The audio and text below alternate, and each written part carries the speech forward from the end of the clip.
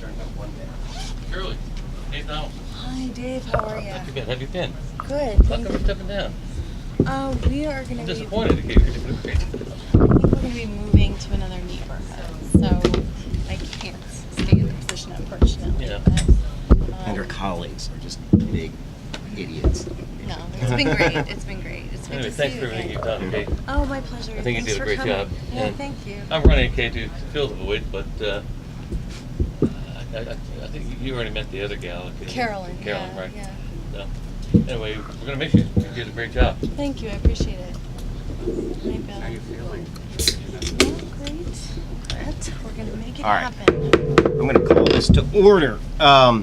Before we get started, I want to thank Commissioner Adelstein for doing her best Willis Reed impersonation tonight. She's not feeling well, so we're going to make a few changes to the agenda. We're basically going to move everything we don't need to vote on off the agenda onto an unofficial agenda at our meeting that will commence tonight immediately after we finish our official meeting. So with that in mind, here's what the regular agenda is going to consist of tonight. We're going to talk about a letter of support related to UDC zoning requests for modification to its campus plan. We're going to review the 4639 30th Street public space application. We're going to adopt the minutes for July, approve the Q3 financial report for this year, and discuss a motion to provide a letter of support for the Friends of Forest Hills Playgrounds Halloween and Fall Festival. We'll have a chance to do any other business that we think of while we still have the vote, and then we are going to adjourn. At that point, we'll start our unofficial meeting, in which we'll do commissioner updates and announcements, the committee reports, the community open forum.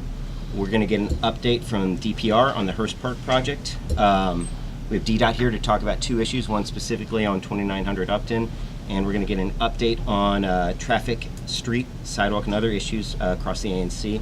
We're going to get a presentation from the Coalition to Restore the DC Pension Benefit, and we're going to get a discussion on 4250 Connecticut and UDC, followed by a discussion from the Ward 3 bicycle advocates and a grant discussion if we actually have anything. I don't believe anything's been submitted, so we might scratch that off. I'm also going to use my discretion during the unofficial agenda, as there's some people who might not be here yet, or people who are here a little bit early. If we can move those things around, just bear with me. We're going to have a good meeting tonight, and we'll get it going. So do I have a second in favor of this revised agenda? A second. Commissioner Siddick, all in favor? Yep. All opposed? It passes unanimously 4-0. If I could also ask someone to record our votes tonight. We are down an administrative assistant as well, so we need some notes. I'm happy to record the votes and nothing else. Yeah, that will be our minutes as our secretary is gone today. So we're going to move first on, and I'm just actually going to take 30 seconds. David, could you just introduce yourself? We'll go down this way. Good evening and thanks for coming. David Dickinson, ANC3F01. I'm Bill Siddick, ANC3F06. Pat Jakopczyk, 3F07. Shirley Adelstein, 3F2. Okay, and we're going to hop right in. Juanita, can you talk a little bit about or if you want, we can wait for. I'll handle it, Okay, and cool. if you have any additional questions before he gets here, then Okay. Oh, or once he gets here. Sure. Okay. Sure. So Juanita Gray, University of the District of Columbia. We are coming to the commission with a request for a letter of support, and the university receiving and forgive me if I chop this up, but we are looking for a certificate of occupancy for the student center. We did, and you'll have the commissioners have the forms there. So yeah, we're just asking essentially for a letter of support for the certificate of occupancy for the zoning commission. We have met with the commissioners and the president of the university to discuss the modification of consequence to two of the orders in the zoning documents, and we've all come to agreements on the language. So right now I'm just asking for support. And could you just give us a brief, like one sentence about each one of those modifications? Both Sure. New condition, Let me go through these really. A2 and B2 15A.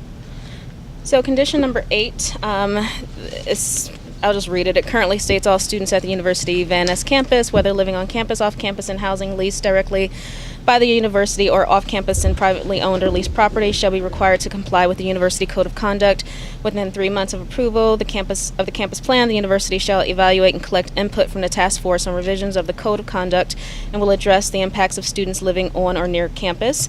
The new condition would read, all students at the Van Ness campus, whether living on campus, off campus, in housing leased directly by the university or off campus in privately owned or leased property, shall be required to comply with the university code of conduct and then that's it for that one. We've stricken out the within 3 months. So on or before December 31st, 2018, the university shall evaluate and collect input from the task force on revisions to the code of conduct and will address the impacts of students living in or near campus. Great. And just to summarize, so we're changing that date from 3 months within the approval of the campus plan, which has passed, to on or before December 31st of this year. And then you go over The last condition- one, Yeah, of course. So condition number 15, it currently reads, the university shall require all students, faculty, and staff to park in university or other commercial parking facilities on or near the Van Ness campus.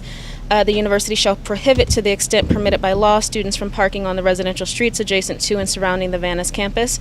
To accomplish these purposes, the university shall employ a system of administration actions, penalties, and fines for violations of this policy. The new condition would read, the university shall encourage all students, faculty, and staff to park in the university or other commercial parking facilities on or near the Van Ness campus. The university shall strongly discourage, to the extent permitted by law, students from parking in the residential streets adjacent to and surrounding the Van Ness campus. To accomplish these purposes, the university shall employ a system of monitoring and notices. And a major reason for this change is that the university has no jurisdiction in the neighborhoods to ticket or cite people who are parking. So we are strongly, highly encouraging students to park on campus and monitoring and issuing notices when possible. Okay. And then just in addition to that, I know Commissioner Siddick had some specific question, which you guys did a good job of addressing, but I think for him, if you want to ask a little bit more in terms of the parking situation. Yeah, first of all, I want to thank you, Juanita, for changing some of the wording, but I do have a couple of questions. Okay. Could you explain just a little more what monitoring and notices means? I mean, what type of monitoring So essentially, does the university plan when to things do? are brought to our attention, our university police department, we have no jurisdiction, like I said, in the Right. streets to go around. We don't know whose car is a UDC vehicle, who's a Howard University student, so we just don't know. But if things are brought to our attention, we will then go to that area, look at the vehicle, see if it's a vehicle that's associated with the university, and then issue a notice that way. So if residents had some concerns, they would Correct.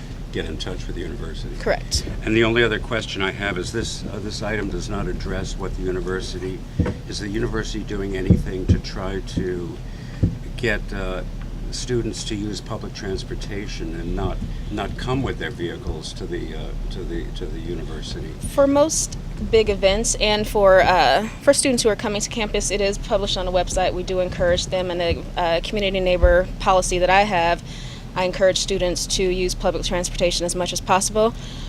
We also have to be very cognizant of the cost, and for some students who are coming in the evenings, it is easier for them to park on campus as opposed to taking public transportation. So we encourage as much as possible, but we do have our parking facilities for that purpose. And for big events, we definitely encourage all people to take the metro. Have you investigated some type of subsidized parking?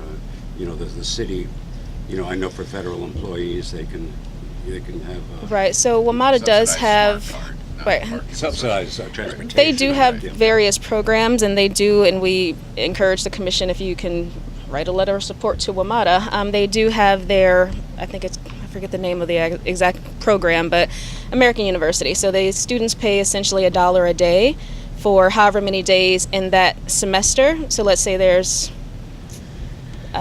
300 days, or not 300, let's say there's 150 days in one semester, then they'll pay $150. It gets charged to their account, and then the money goes to WMATA. Unfortunately, it's only for full-time students, and since we're a campus that's half full-time, half part-time, WMATA doesn't have the program for part-time students, so we can't offer a service that our students would be charged for that only half of them can use. Do you know whether AU subsidizes the remainder of that, or Most of their students are on campus, so they just subsidize it. Sorry? Most of their students live on campus, so I'm not sure if the university subsidizes it or not. We'll follow up separately. I think it's a terrific idea that Commissioner Siddig raises, and whether it's DCPS students they have free smart trip, including my own children, or federal employees, etc. So we'd love to support you with that. Absolutely.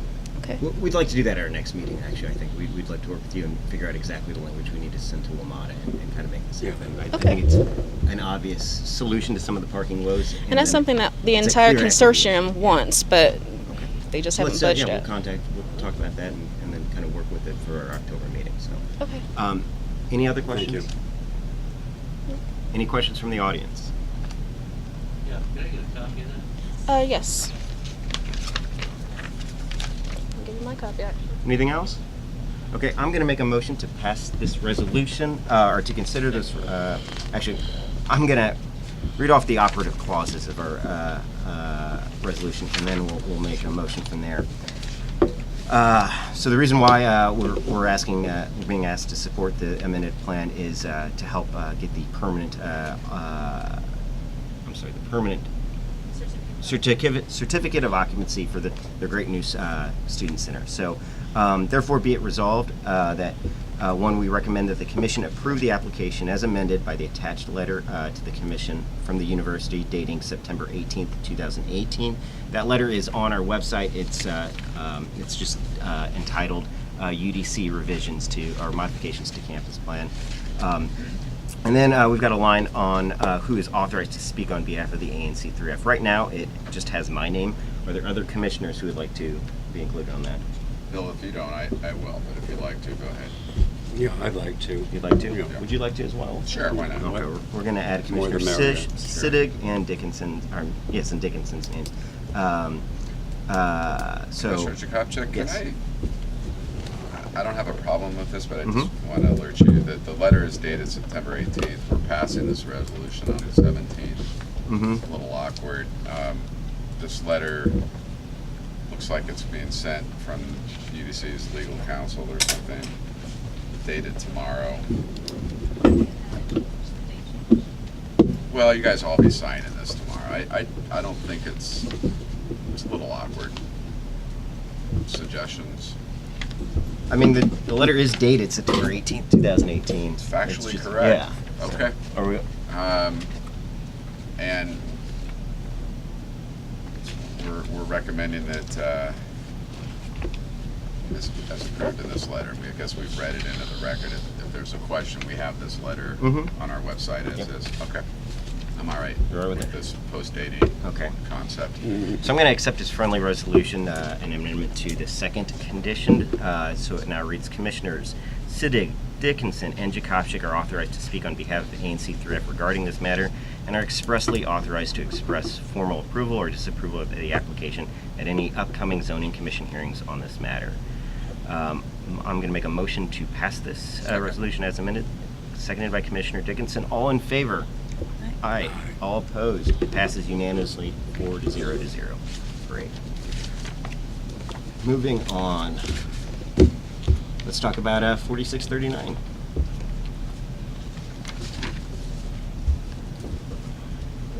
Hi, David Landsman, Cass Engineering, representing Michael and Apple Sussman. They plan to get here a little bit later, so they are on their way. We're proposing to reconstruct the lead walk and steps, install a new single-width residential driveway. We're removing one street tree and replanting that street tree adjacent to the new driveway. Single-family dwelling. Happy to answer any questions. So, what are you making any modifications that require a variance? And if No, so- sir. Okay. We've received comments from Policy Sustainability Division and the infrastructure group to thin our driveway to 10 feet. Mm-hmm. We're accepting those. Okay. So those are the only comments we've gotten from DDOT. Everything else I'm is sorry, what was the one on the 10 feet? Pardon me, to I'm sorry. shrink our driveway width to 10 feet. We'd proposed 12 for a single wide width. They'd asked us to go to 10. So we'll be reducing the width from what you guys have seen so far. And what's the width right now of the current? There's no current driveway. There's no current It's driveway. a So house it's without going to be driveway. Can you Okay. describe, I'm sorry, Commissioner Jakubczyk. Go for it. Can you describe other driveways in that area, or how many other properties in the 4 or 5 properties each way have driveways like this? Majority of the houses along 30th Street do have driveways. This house, for whatever reason, ended up not having a driveway. This driveway immediately adjacent to it to the north kind of appears very close to this house. It's actually on the other property. There's two driveways across the street. Naomi had asked us to run it by the adjacent neighbors, talk to all the neighbors, no objections were raised. And they're So it's being similar characterized. length going back into the property. Yep. But there is one neighbor that it was just sold and it's And unoccupied. it was unavailable. Okay. Right. Tried 2 different occasions. No one was home. Any other questions? Questions from the audience? Okay, Commissioner Rutten, thank you very much. Commissioner Ruttenberg has recommended that we do pass a resolution in favor of this public space permit application. I'm going to read the operative clause. It is therefore be it resolved that ANC3F officially supports the public space application number 316783 with conditions as follows. When known, the applicant will notify immediate neighbors on 30th Street Northwest and Commissioner Naomi Ruttenberg of the dates of construction, the length of construction period, and a name and contact number of a construction representative on site. Be it further resolved that Commissioners Patrick Kopchik and Naomi Ruttenberg are authorized to speak on behalf of ANC3F regarding this matter. I'm going to make a motion to pass this resolution. Do I have a second? Commissioner Adelstein, all in favor? Aye. All opposed? 4-0-0. Thank you. Yep. Thank you guys. Appreciate it. Let's go to the July. All right, the July minutes adoption. You had some changes that you sent over to. They were very minor changes. She made them. Okay, I didn't see them. Did she send around? I a haven't revised seen copy? them since Those were made. Okay, I don't have a copy of the amended ones. I'm going to just make a motion that we skip this and we consider the July minutes adoption at our October meeting. Second. All in favor? Aye. All right, 4-0-0. Could you talk a little bit about the Q3 financial report? Yeah, do you have this Right. So we're just approving ANC3F's third quarter fiscal year 2018 financial report. I won't go through everything, but this will be posted on our website. The ending bank balance at that time was $89,641.27. For those unfamiliar, we submit these on a quarterly basis to the city as part of our transparency and oversight responsibilities. So I'm happy to answer any questions about it. Questions? All right, it's pretty full. Do you have a motion? I move to approve the Q3 quarterly financial report. I second it. All in favor? Aye. All opposed? 4-0-0. Do I have somebody from the Friends of Forest Hills Playground here tonight? Okay, so we got a request from them on Friday for a letter of support in favor of their Halloween Fall Festival. I have not seen a garbage plan, a parking plan, or any of that. Their Fall Festival, I think it's currently planned for the 4th of November. They have a rain date up for the next day. That would occur after our next meeting, but I'm not sure about their permitting process and when they need our support. This will be the 3rd or 4th year that I know I've been part of writing their letters. There have not been significant issues, and the neighborhood has generally been supportive. And the resolution mirrors. I'm as going. far as we know, Yeah. we What haven't- what I'm considering is, I think I would like to make a motion to, on the condition that we do receive a trash and a transportation and a parking plan, to pass the same resolution or the same motion we passed Similar, last year right. with updated date and time location. Okay. So that motion is available on our website. We'd simply be updating the year and the other date information on that, on the condition that we do receive the trash and the parking plan and letters of support from the neighboring residents. Can we have an informal condition that former Commissioner Sally show up with her Halloween hat? What do you think? Can you make that happen? All right, well, let her know that I asked. Put a pocket there. But I'm also, and I'm going to make a second condition and say, should they not require this before our October meeting, I'd like to actually have them come in and just kind of go over with us, and also just kind of get an update on the park. So, so the two conditions are having us receive all the necessary documentation that we received in the past, and also that this letter of support is required before our next meeting. I'm going to make a conditional motion to repass last year's resolution with updated dates and supporting the Friends of Forest Hills Playground Halloween and Fall Festival. Do I have a second?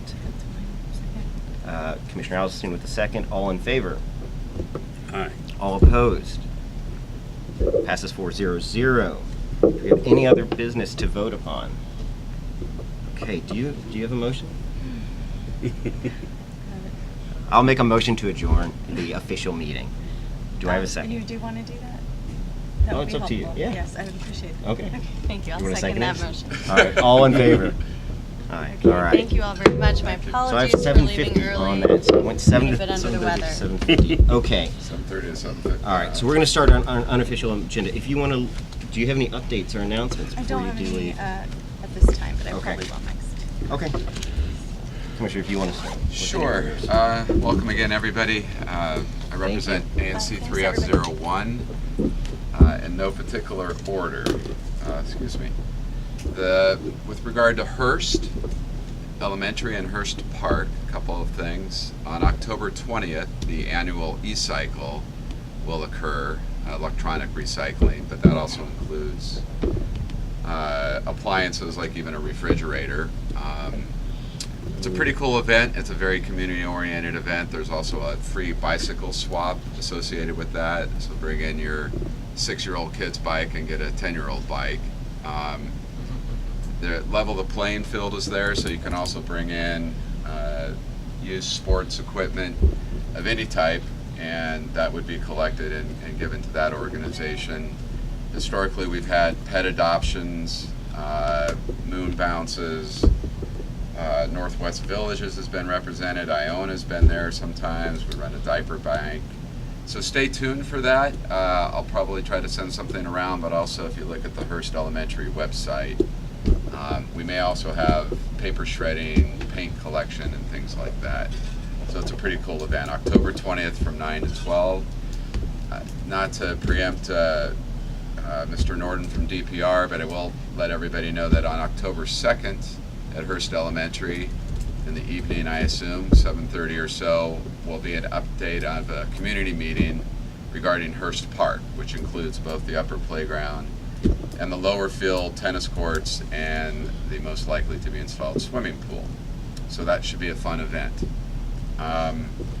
Wanted to thank Linda Greenan from Pepco. There's a significant project on Van Ness Street, Van Ness in Reno, Van Ness going west from that location. They're doing a significant rewiring, freezing of cables, etc. They've been terrific coordinating with the community there, so I wanted to formally thank her. If anybody on Van Ness Street has questions, please reach out to me and I'll plug you into her listserv of that whole community there.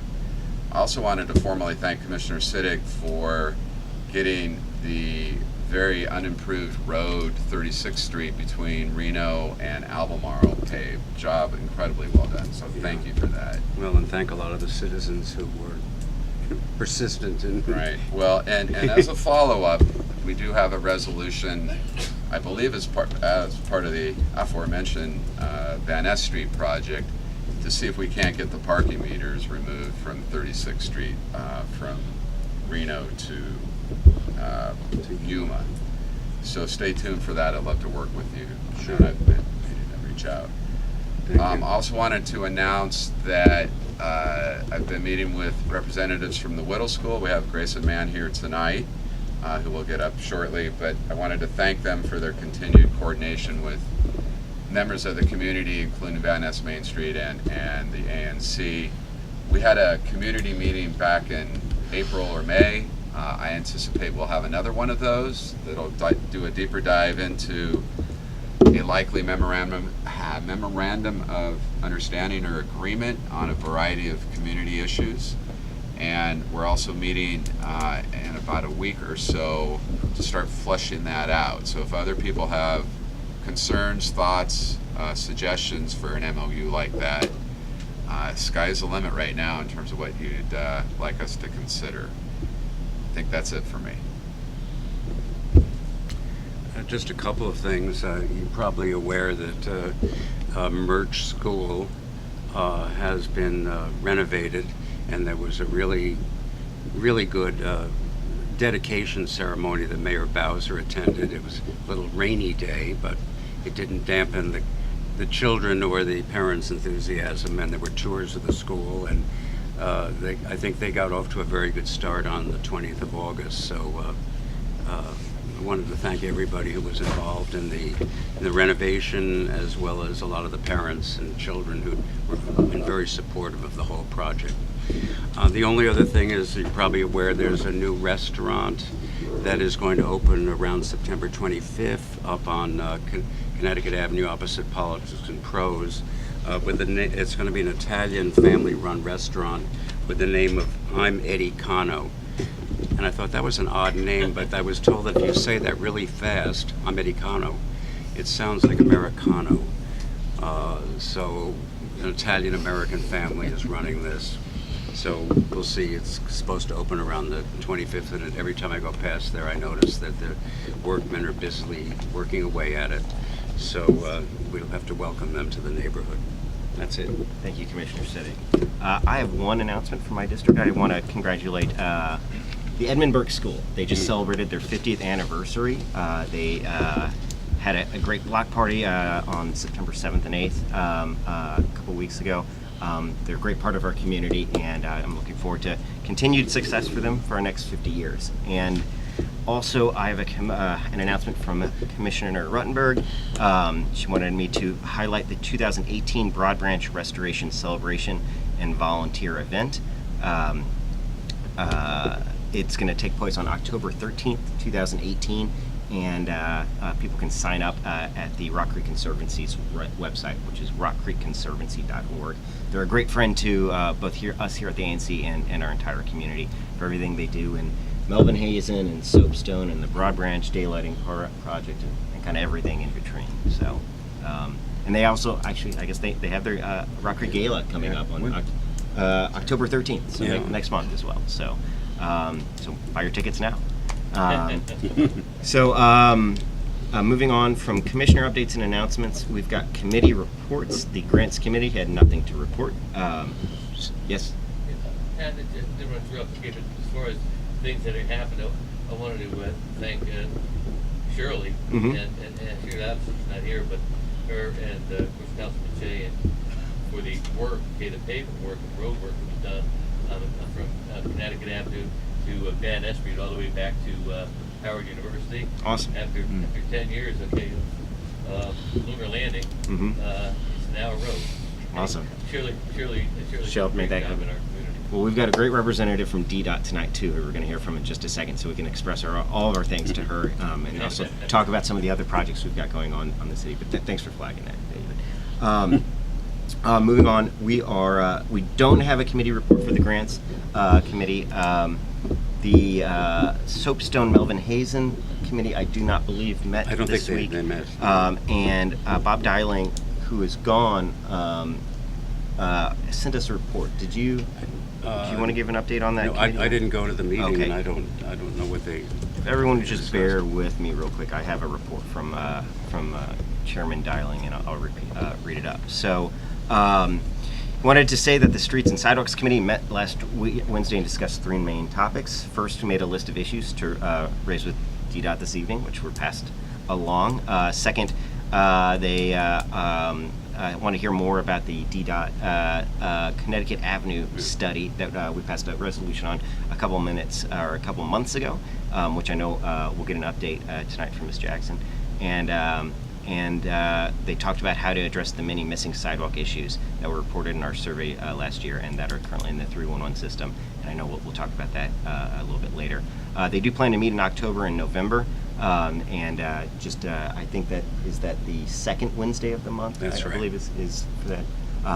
As all of our committees are, those are open to any constituent from in our neighborhood. So if you have time and the ability to help us give back to make our community an even better one, we'd love to have you there. So, and with that in mind, I'd like to open up the forum to community announcements. If you please just come down, you can talk into the microphone, and we'll kind of go from there.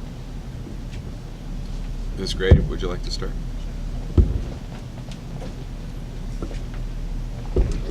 Juanita Gray, University of the District of Columbia. I wrote these for Commissioner Millard, so she didn't have to. Great, thank you. You're welcome. So first, I'll just start with enrollment updates. The university currently has 4,836 students enrolled.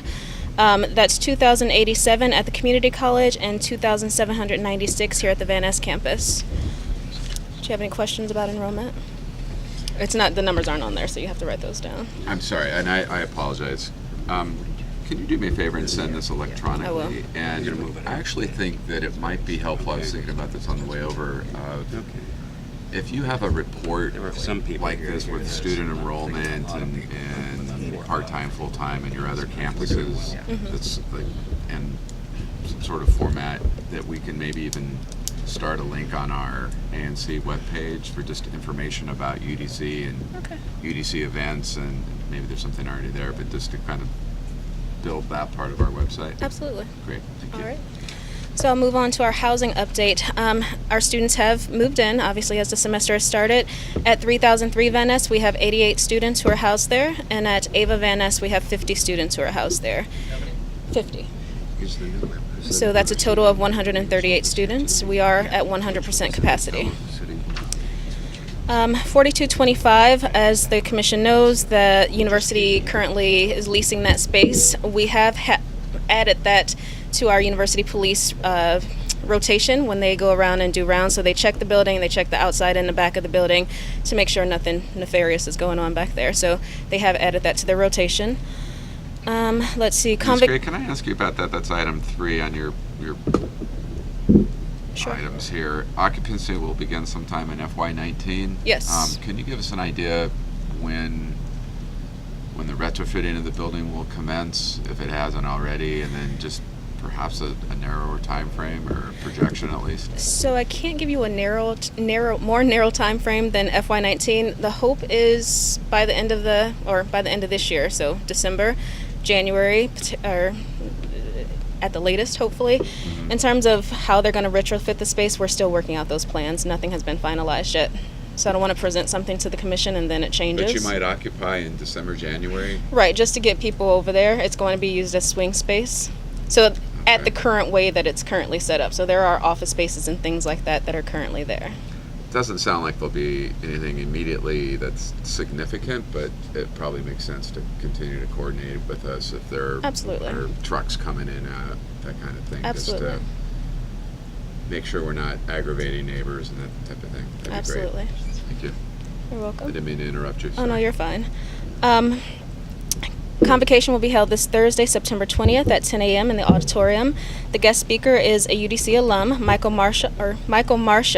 He's the designer of the LEAP Platinum Student Center and CEO of Michael Marshall Design.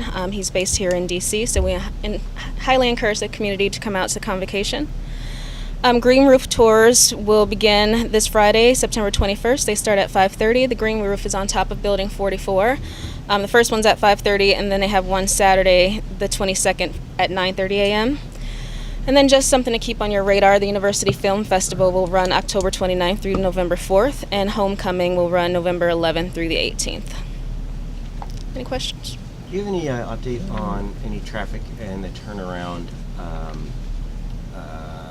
near the Starbucks? We've talked about that issue a little bit more. I don't have an update right now. I can get one for you.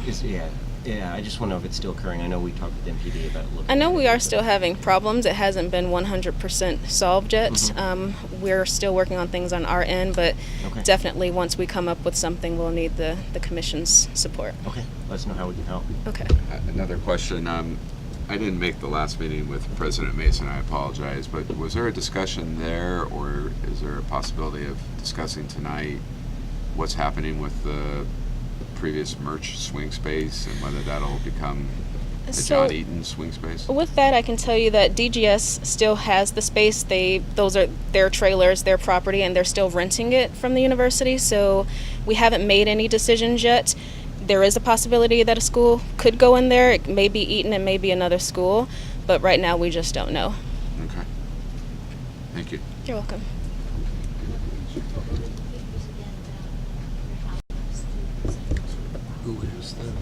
Of course. So at 3003 Van Ness, we have 88 students housed there. And at Ava Van Ness, 50 students, for a total of 138. They- Ava Van Ness, 50 students. okay. Avalon Bay, yes. So it's right across from 3003 Van Ness. You're welcome. Yes. In regard to, I was at the wellness center the other day, and I'm just curious, it gets people in the Van Ness community because of the closing down that came very shortly in the beginning of the year, the Chevy Chase Community Center. A lot of the programs that gave for seniors that gave that particular will be there. And so I asked if there would be. I went over to the wellness center and talked to some people in the building, and then asked if there would be if they would be able to work some type of program there where we could have some of the seniors use that facility for some type of yoga and like that. They'd say in that facility they told us that they'll use for alumni, students, and staff. Well, we currently, our gerontology department has a Live Well program that a lot of residents in the neighborhood are a part of. So I can get you the gerontology department's information and you can contact them directly. So perhaps the community center can partner or jump on board some of the programs that we currently already have. Okay, I've got that gerontology. Appreciate that. Okay, no problem. Anything else? Any other questions? Thank you so much, Juanita. Thank you.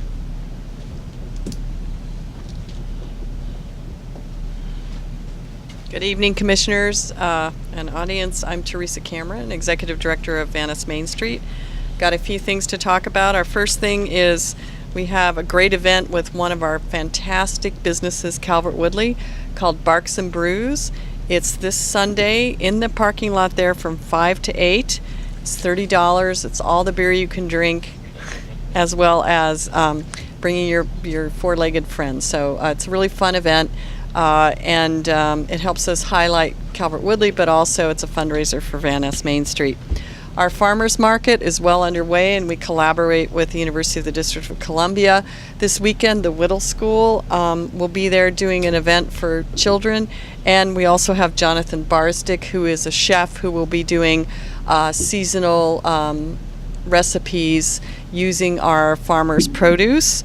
So the market now is up to about 1,500 people a weekend on Saturday, so that's a substantial increase, and we thank all of our residents for coming out to the market.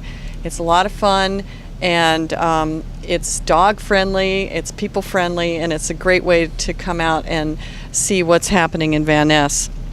We're working on continuing our pop-up. Bana Boutique is there Fridays and Saturdays at 4340 Connecticut Avenue. It's a test for retail in Van Ness. And we're also going to morph that into a holiday pop-up starting Small Business Saturday, which is November 24th. And we will have several new vendors within the pop-up and Bana. We also are happy to announce that we'll be selling holiday trees, both tabletop and larger trees, so you don't have to go anywhere out of your neighborhood. There's 14,000 people on foot here, so we're trying to offer everybody a little bit of something in Van Ness. We want to thank DDOT for their help with our crosswalk. If you've noticed from going across Wyndham to Calvert Woodley, there's a new crosswalk. It was installed in around July, and we know DDOT's here. We wanted to thank them for that.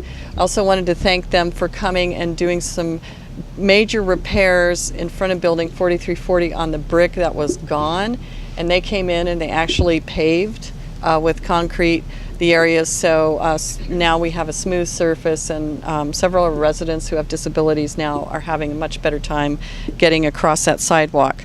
I don't know how many of you know, but Burger King will be leaving Van Ness, and we don't have a date, but the building owner will be looking for a new tenant for that building. So we've had meetings with the leasing agency as well as the building owner to talk about potential uses for that building. So we're kind of excited about that. Sad to lose Burger King, but happy that we'll be having something different in Van Ness. The building that Gold's Gym resides in is actually for sale. Gold's Gym will not be leaving, but the building itself is for sale, so more on that as soon as we hear what might happen with that.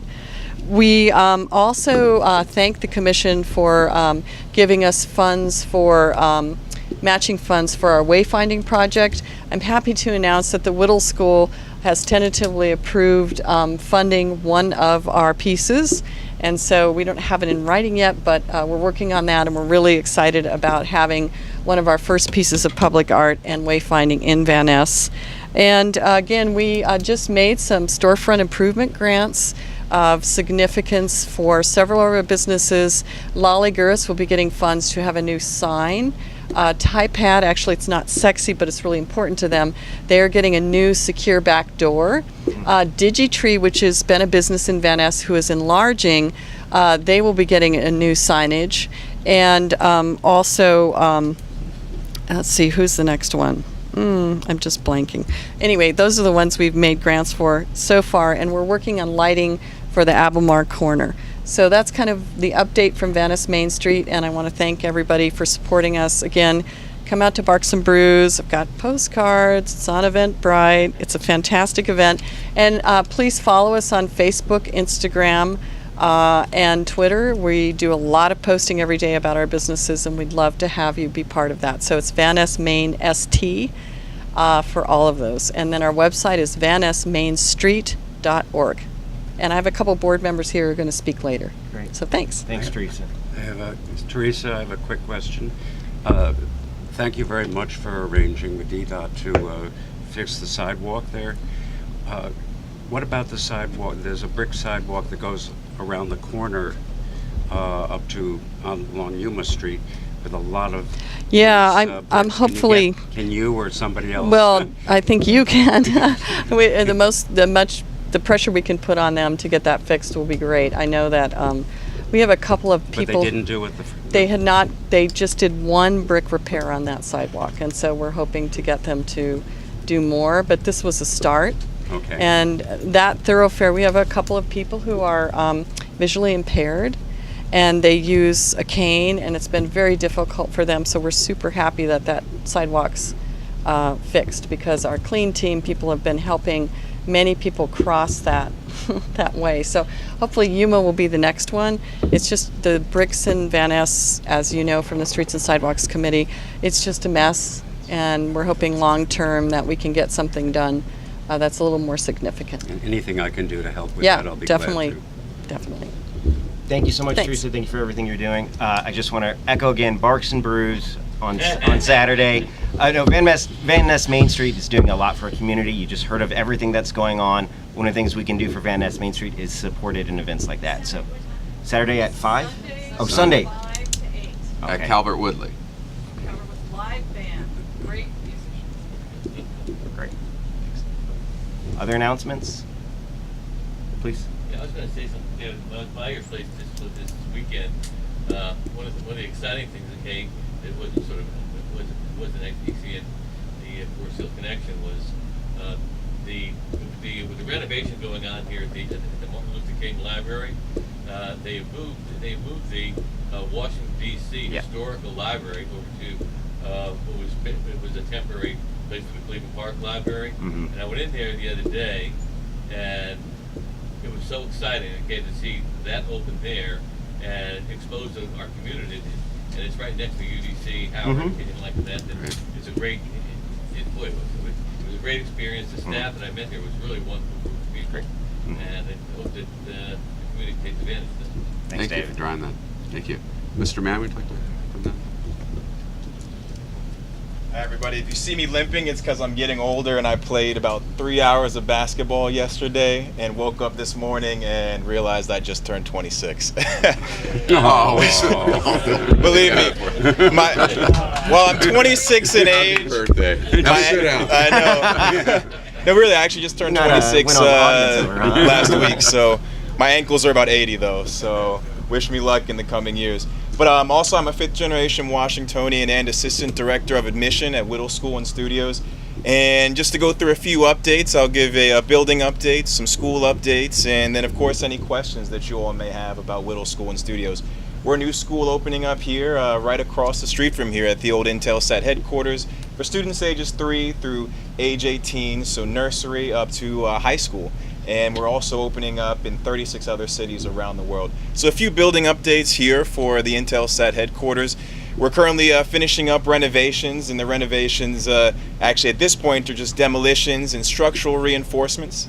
And then we'll be beginning soon with the internal renovations, which will be interior rebuild and really putting in our classrooms and academic spaces. So that'll be beginning soon as we continue to finish up the reinforcements of the building.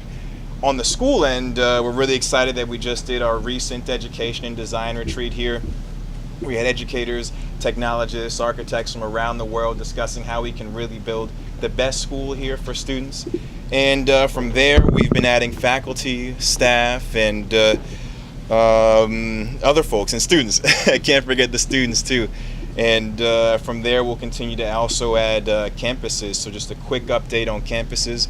Our Shenzhen campus, which is a city in the southern part of China next to Hong Kong, is currently pushing forward fast and will be opening at the same time as the DC campus. And a new update, the Mumbai campus and the Nanjing campus will be coming the following year in 2020. And London is fast on the way. So for any folks who you all know who may be interested in any of those cities, along with here in DC, feel free to have them reach out. We're excited to do some events, as Teresa and David have mentioned, Commissioner Dickinson have mentioned. The events that actually we're doing this weekend are for a Chinese festival called Zhongqiujie, which is the Mid-Autumn Festival. So anyone who's interested in learning how to make moon cakes and how to make Chinese lanterns, feel free to stop by. I'll be there in the morning. I used to live in China for 2 years and love teaching about the history and culture. It's been a part of my life for about a decade now. So really hoping to continue to share the culture and experiences of China. From there, we're also doing an open house on September 30th. The open house will be at our information center, which is located in the Matza Gallery, 5300 Wisconsin Avenue on the second level. So feel free to visit us on September 30th. I do have information outside because I know I'm throwing a lot at you all, so I have our newsletter along with an events list right outside for you all to feel free to grab. And from there, one final update, which I think is a really fun one too. The National Committee on U.S. and China Relations is going to be working with us to host an event at our information center on October 5th. And that event will have Condoleezza Rice calling in, and we'll also have a Georgetown professor who will be there, along with a new member of our staff who's the former president of U.S.-China Strong, and she's just recently joined us, and they'll be moderating a conversation between these three Chinese, I would call them monoliths. They've been great and really big players in the U.S.-China arena, and they'll be there for a conversation with us at our information center on October 5th. So Condoleezza Rice calling in, Georgetown professor, and a new member of our staff. So those are a few events updates. We'll continue to be doing more, and I'll keep you all updated, and I'd like to open it up for any questions that you all may have. Yes? Yeah, I've been inside the building many times, and a lot of space. Yep. And you also take over the entire campus as well? Yes, we are. The question I have is, what's the primary, what are your primary academic programs? And at what level? Is it like K to 12? Can't wait to have him on the board. Yep. And is it a private university? Independent school. Independent school. Is it considered a independent school? It falls out of the realm of a charter, or it falls more or less in the line of a Berkeley? Correct. So we'll be an independent school for students ages 3 through 18, so that is nursery through grade 12. Yep, exactly. And as you mentioned, academically, we're going to be focusing on what we're calling the Whittle Global Curriculum. And the Whittle Global Curriculum is where, has anyone here seen the Michael Moore documentary, Where to Invade Next? It's a fun documentary from about 3 years ago where he goes all around the world and says these are amazing things happening in places like Denmark, Finland, Asia, and he said we need to bring these things back to the United States. The Whittle Global Curriculum is going to be kind of like the Michael Moore documentary, where we've seen what works in education systems around the world. For instance, we've seen that the Italian Reggio Emilia is a great way to get students connected to things that they enjoy and really hands-on experiences. So we'll be using Italian curriculum, Reggio Emilia, for the nursery up to grade 1 or 2. From there, we've noticed, for instance, that we all know that countries in Asia tend to test very well in math. So we're going to be incorporating their curriculum and their standards for, so specifically Singapore and China in math. And I could go through all the examples. I just want to tell you guys. So, Yep. yeah, we're No running worries. a little bit on Sidebar time. with Yeah. you, okay? Okay, no worries. Next question. Go. Yes, my last name is Mann, and that's spelled M-A-N-N. First name is Grayson, Greyson. Say it again. Grayson, Greyson. Last name is Mann. I'm not sure. I hope I didn't introduce myself as Michael. I don't think you did. Michael Okay. Moore. Michael Thank you. Moore is the Thank you so documentary, much, though. Mr. Mann. Thank you. We Thank appreciate you. it. Can I just get a hands raised for who else has an announcement tonight? 1, 2, okay. Oh, I think you're actually on our agenda for 5 minutes. Yeah. Hi, Commissioners. Hi. Hello, everyone. My name is Rich Harrington. I am the new Ward 3 liaison for the Mayor's Office of Community Relations and Services. Many of you may know Phil or Ian from past smokers, but I'm here today as your new representative for this ANC. You may also interact with my partner, Jessica, who is also working in Ward 3, Jessica Wertheim. All of our contact information is on the Mayor's Office of Community Relations and Services website. And if you want my phone number or email address, I'll be here afterwards. Feel free to come up and talk to me. But happy to be here. Excited to help any way I can. Rich, thank you so much. We're excited to have you on the team. Yeah. You have big shoes to fill right there, literally, Just right? walked in. And It's like size 13 shoes. Yeah. and Ian, but yeah, we're looking for. We've had a very productive relationship with your office, and great. we're looking forward to continuing that. So thank you for your work. And thanks for coming out. Of course. Thank you. Happy to be here. Any more announcements? Did you have anything? Okay. This is the open forum. Yes. Yep. Yeah. Yeah. Sure.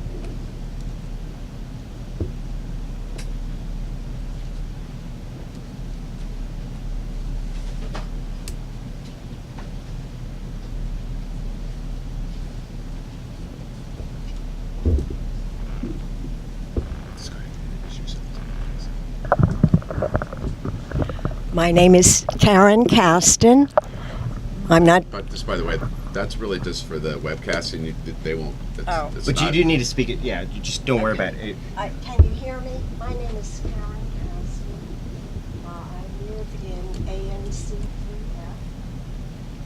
I'm a resident of Sedgwick Gardens, which is a rental building on the corner of Connecticut and Sedgwick. It's about 3 blocks south of here. And our building was purchased by a new owner about 3 or 4 years ago. And they have decided to participate in the city's Section 8 voucher housing program. We have had, residents have had many unsafe experiences since that time. And I have communicated often with the ANC about what's happening in the building. Here is one example. In March, a voucher resident ran through the corridors of the building shouting, "I have a gun! I have a gun!" We then had a SWAT team of police descend on the building and stay for 7.5 hours, going through the corridor with helmets and shields to finally break into this person's apartment. He had an extensive police record, but he was still accepted as a resident in our building and accepted into the voucher program. We had another voucher resident who would frequently collapse in the hallways from drug overdoses. We had another resident who would threaten residents and staff, go out in the pouring rain for 3 hours on Connecticut Avenue, stand in the middle of the avenue, shouting obscenities and exposing himself. All of these people were accepted into the voucher program and accepted into our building. Residents feel extremely unsafe.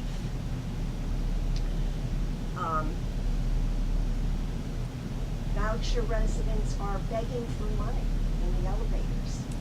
Please give us money for rent. Please give us money for food. It's close to the end of the month. We feel very badly, and of course, but for the grace of God, any of us could be in that position.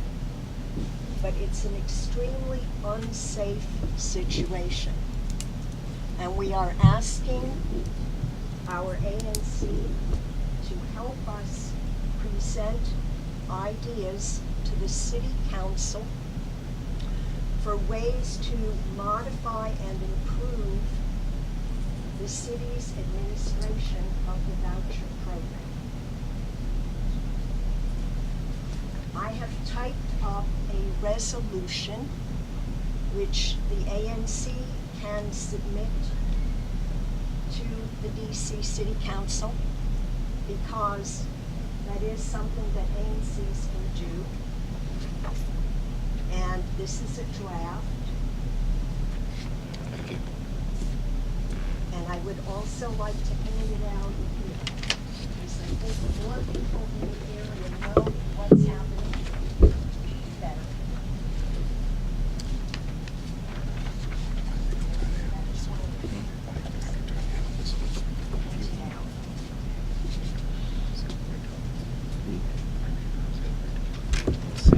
So, could we need to get through the announcements, and we can pass these out.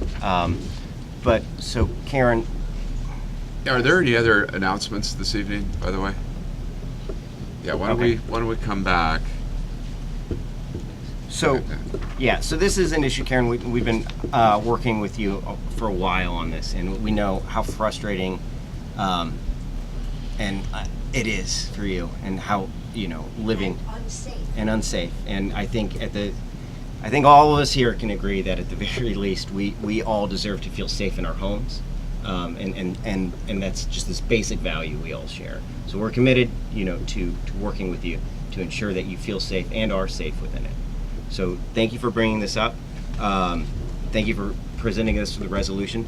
We're not going to take up this resolution tonight, but we can continue to work together, and we will be considering this issue more and more as we go on. I know there's some people from the city here who you might want to chat with while you're here. Well, we have chatted. And continue working and get this done at both a policy and a legislative level, and make sure your issues are addressed. Yeah, and let me add on to that. I do appreciate you coming out this evening, and I know you're representing a lot of the tenants in your building, and I want to echo. Some of whom are also here. Right. I just want to echo Commissioner Jakobczyk's sentiment that we are here to help make sure that you're in a safe environment, or make sure at least that you're in contact with the right DC government officials, and if necessary to consider and resolve or recommend to the council to make legislative fixes or to perform other administrative tasks to make sure that the spirit intent of the voucher program is being met and fulfilled. I do also want to acknowledge that there's a strong need for a voucher program, and a strong sense of responsibility that I will speak for myself and perhaps the other commissioners to make sure that everybody has an opportunity for fair and safe housing, including those that are, and I think you expressed this in part, those that are less fortunate. So it's a sensitive issue for, I think, the whole commission, and we know you're living it day to day, and we know it's an extraordinarily sensitive issue for you as well. So I think, speaking again for myself, we want to make sure that you're reaching out to the right people in the city government, both on the administrative side with Department of Housing Services and others, also making sure you have a voice with, and I know you've met once with Councilmember Che. I know we're starting to reach out to, I think she was at the meeting where you were attending. Yes, but that was not really a meeting with her. Right, Yeah. okay. Well, if we we can assist in further meetings with her or with Councilwoman at Large, Alyssa Silverman, and others, we'd be happy to do that as well. So we appreciate you coming out tonight, and we hope to continue to follow up. Thank you, David, and I hope that you'll continue to meet with us. Sure, absolutely. We're trying to get a date for the next meeting, and Okay. I've kind of asked for your availability, so I'd really appreciate Yeah, we know knowing. that ANC, I'm sure you'd appreciate this as well, ANC3C and the chair there, Nancy McWood, has been also very helpful. She's very we'll interested in look this. forward to coordinating with her as well. Thank you.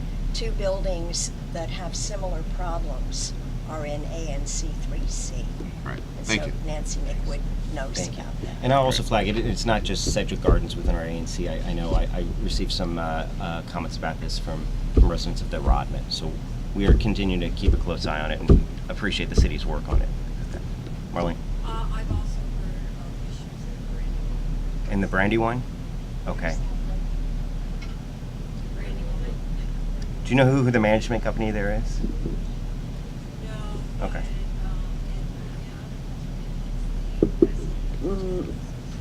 Okay.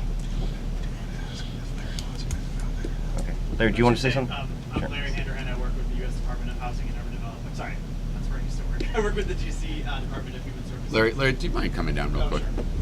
Sure. Try that again. Larry Handerhan with the District Department of Human Services. So we administer a handful of voucher programs along with the Housing Authority here in Washington, D.C. I'd be happy to talk to anyone. I know I've spoken to Karen and many other folks in this room, several other folks in this room, about some of the issues and what we're doing to address them. I think especially on the safety concerns, if there's any questions whatsoever about what you should be doing, I'm happy to talk through what we'd recommend. Any safety concerns, you should be working with the property managers and calling 911, honestly. I mean, everyone, as the commissioner mentioned and as was mentioned earlier, everyone deserves to feel safe in their building. So I'd be happy to talk more about it. I'll just be hanging out after the meeting. Cool. Thank you. Thanks for coming in, Larry. All right, so moving on, I want to thank Mr. Troy Stovall for coming out. I know you're not feeling well tonight, so we're going to skip ahead. I'm going to move up the 4250 Connecticut and UDC discussion to right now, and if you don't mind. I'll second that motion. Okay, thank you. So, David, did you have something? Yeah, and I'm going to ask, Mr. Chairman, I'm going to ask Katie, I am going to be a candidate for the ANC3F 02. Okay. And an announcement, do I announce it? Yeah, if you want to stand, if you don't mind, we're going to, if you take about 30 Just- seconds to introduce yourself, Okay, David. okay. Sure. Would you just come down to that microphone? Sure. My name is Dave Donaldson, okay, and I've actually been involved, quite active, okay, in the District of Columbia, and need to say I've represented Ward 3, okay. Now I'm a Democrat in the Ward 3 Democratic Party. I'm an at-large, just recently re-elected as an at-large committee man for the Democratic State Committee. I've been active in our community for over 9 years, and I have a greatest respect for Shirley Adelson, okay, and I'm really disappointed she was leaving. However, okay, that she indicated to me she's moving on, and I know what I can do in this community. I know the effectiveness I have in the community. I've developed relationships as we speak in some of the conversations here with virtually everybody on a working relationship with everybody on the community, and of course the mayor's office. Is that correct, sir? And I'm going to be asking the people in 3F02 for your vote, your support on November 6th. I promise you that I'll continue. It'll be a hard task to keep up with the hard work that Shirley Adelson has done, and of course my old friend Karen Perry, but I'm reaching out to 3F02 to ask for your vote and for your service and service to my vote, and I promise you, you won't be disappointed. Thank you so much. Thanks, Dave. November 6th, Dave Donaldson. Thank you. Troy. Thank you, Dave. You're welcome. Thank you, David. Thank you. Good evening. My name is Troy Lamel Stovall. I'm the Chief Operating Officer here at the University of the District of Columbia. Couple of things before we get to 4250, if I may, Commissioners. First of all, thank you all for your continued support of the university. I really do mean that. It's particularly earlier tonight for getting the certificate of occupancy. That's been a long-running challenge, so I appreciate that. And I appreciate my casualness. I have been at my doctor's a lot today, more than I care to, but that is what it is. I also want to thank the continued work that we do with Van Ness Main Street. Thank you, Teresa, in particular. That's a great partnership. So I want to thank her and her leadership. And then finally, Ms. Gray, thank her. She's kind of been dual tasking. Certainly, we hope to get her full time in working with our ANCs. I want to make two just additions to her announcements, if I may. One is we are working to open up our recreation center, our wellness center, to the community. We've got some technical things we got to work through, so give me a few months to work through those, but I'm hoping to get that announced in the very near future. And no problem. And secondly, on October the 5th, the DC Chamber of Commerce will be hosting the State of the District address here at the university. And we invite all of you to come out, particularly for the 9 o'clock session and the 11 o'clock session will be Turnout Theater. The 9 o'clock session will be on the state of health, and they're going to have a number of leaders from around the district talking about the state of health in the district. And then at the 11 o'clock session, we'll be having the state of education, and our own Ronald Mason will be one of the panelists at that. So again, at the October the 5th, in our auditorium at 9 o'clock is the state of health, and 11 o'clock is the state of education in the district. You're in what we call Building 44, if you don't know that. And if you haven't figured out, it's a little warm in here. We have a small challenge here at the university with our facilities. We literally have, and I think I've said this many times at these sessions, our buildings are literally 50 years old, and I think the infrastructure is 55 years old. And so we've got to do something. And so we are in some discussions, as you heard Ms. Gray talk about. We have 4225, and no question we'll be bringing whatever we do, but it will be swing space. But I've also committed to Van Ness Main Street and others that over time that will become some mixed-use retail space. Absolutely no question about that. And you have our the Walgreens, the former Walgreens. You have our commitment to that. When, I can't say yet because it's a swing space issue. Give you some idea of how much swing space we need. Building 41, which we literally are shutting down, we've basically moved about 75% of the classes out of that space at this point. I literally have students and faculty in closets right now because we just have no space for the institution right now. And you can't just move students just anywhere. They've got to stay close to the campus. So we're effectively shutting down 41, and basically this building's next up. This building is just one step away from the condition that Building 41 is in. That building has about 90,000 square feet of space. This building has about 85 to 90,000 square feet of space. And so that's not just readily available, obviously, here in the Van Ness, because I have to keep everyone close. So I'm about to say something that's probably not going to make this conversation go for long, but we are in some conversations with Bernstein. They are confidential conversations. We have signed a non-disclosure agreement about the negotiations and what we're doing. As much as I can say is I'm in discussions with Bernstein about a potential use of 4250, and that is really as much as I can really say. And I apologize for that, but that's kind of where we are in the discussions. I can say this: I'm hoping that by the end of this month, maybe beginning of next month, I'll have a little bit more ability to say a little bit more because of the pace that we're on in those conversations, but that's as much as I can say. I'm happy to take questions, but I apologize. That's as much as I can say. Could you give us a little bit of insight just into the motivations for wanting to enter? Not about the discussions themselves, but the need for swing space. Well, yeah, I mean, because I've got to shut down. I mean, let me thank you for that, Commissioner. When we start the renovations on Building 41, or this building, or any building, we've got to shut it down for at least 18 months to 2 years. I mean, shut it down completely. Nobody can be in it. And so I've got to move all those classes, all those professors, all those labs, all that stuff somewhere. And I don't have, and I've run out of space for somewhere. What we're doing right now is not helping the education of those students the way we're literally in closets. That just is not the place for them. And so we've got to do something fundamentally different. And now we've worked with 4250 in the past. One of the things that we were really interested in was activating that retail space. Is there anything you can tell us about your commitment to keeping that? Yeah, as I've said, as much I think I can say is that we did the joint study with Van Ness Main Street and Bernstein, and as I've said to a couple of folks, it makes all the sense in the world for us to work together to activate that retail. Look, having a great college community helps all of us, and having a community that allows for a combination of retail that's both attractive to the residents, the students, to our new friends with Whittle, to all these embassies, to all the other commuters. That's the type of retail I think that will make this a thriving community for all constituents. So we're committed to answer. Yes, we're committed to that. So, first, Troy, thank you again for coming out. I know, obviously, we all know you're not feeling well, and we appreciate your hospitality in this warm space, but it's still great hospitality. So thank you. And we want to respect your confidentiality agreement. I don't want to go to. I don't like courtrooms or jails. I prefer either of well, those. I don't know how much I can pry on this, but is there a duration of that confidentiality agreement? Yes, once we sign, if we come to some agreeable negotiations and we have a contract, then the confidentiality gets lifted. Yes, but obviously, I'll say that. But is there a sunset on it? Is it otherwise expiring at the end of the year, regardless, or is there a? Yeah, there's a clock on it. The community know one way or the other that this is. Again, I've said to a couple of folks, give me till beginning of October-ish. I think I'll know how the plane's going to land. Okay, and last question. Because at some point, by the way, let me just the process. If we were to have anything with anybody, our process with anybody on any, like we did with 4225 is a great example.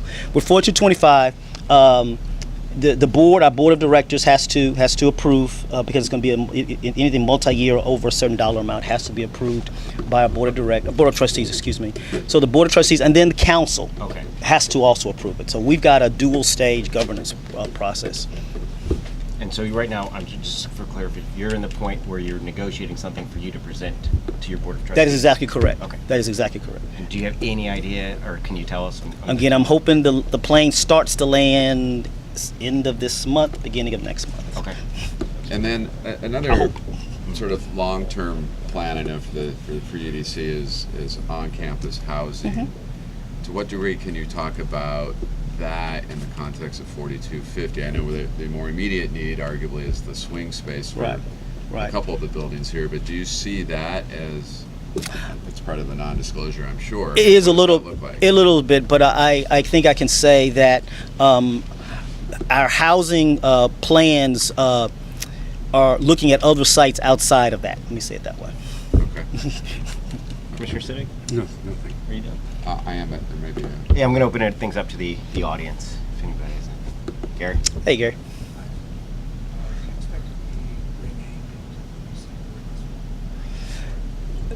We have a board meeting on September 26th. That's as much as I can say. And we'll see what's on the agenda. But this will probably happen in closed session. Any conversations about any contract go into closed session, just like we did at our committee meetings.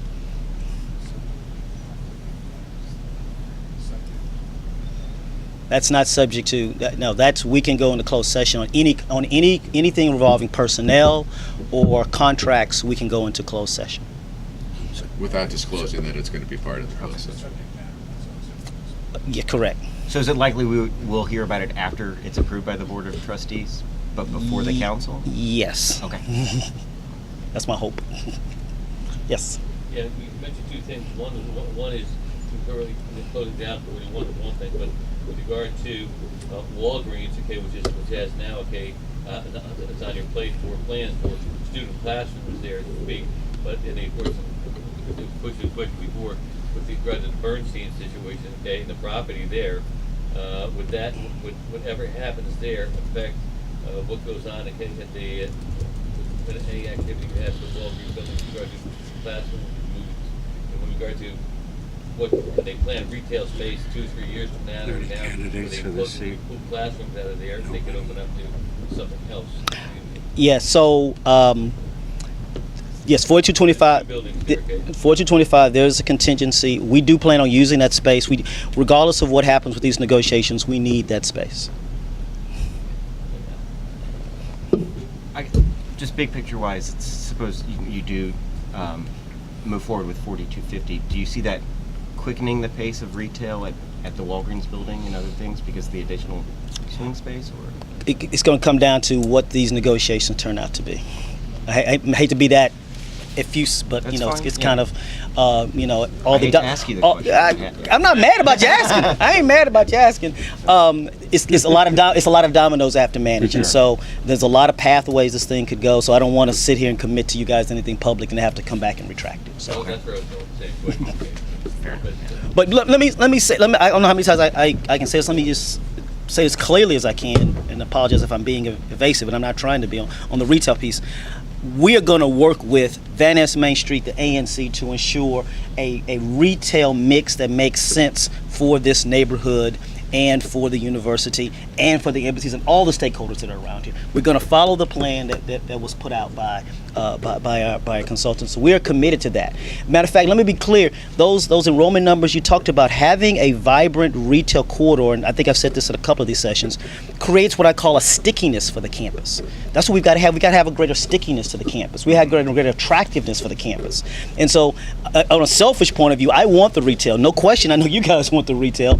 Absolutely. But I want it because as the chief operating officer, it creates a sense of community that we frankly lack, particularly until we get housing. Particularly until we get housing. Free. So, currently, the owner of the building, Bernstein, is working on this.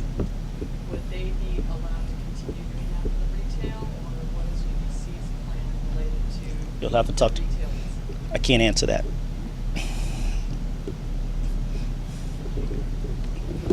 Mr. Swift, all have a great evening. Thanks, Take care, buddy. Ben. Great. Thank you. Peter. Commissioners, thank you for having me, especially Commissioner Dickinson. I'm Peter Norden. I'm with DC Parks and Recreation on their Capital Planning Division. And if you haven't been following, I'm just going to give some updates on Hearst Park and Pool. So we have some big news that finally came over the summer, which is we do now have a contractor. The contractor who was awarded is called Blue Sky Construction. As far as just some immediate things, as Commissioner Dickinson said, we will have a committee meeting on October 2nd. I'll go into that a little bit tonight, but first off, I wanted to address there's been some concerns over the summer. It's been a few months. We are behind, a little bit behind schedule where we were hoping because procurement took longer than expected.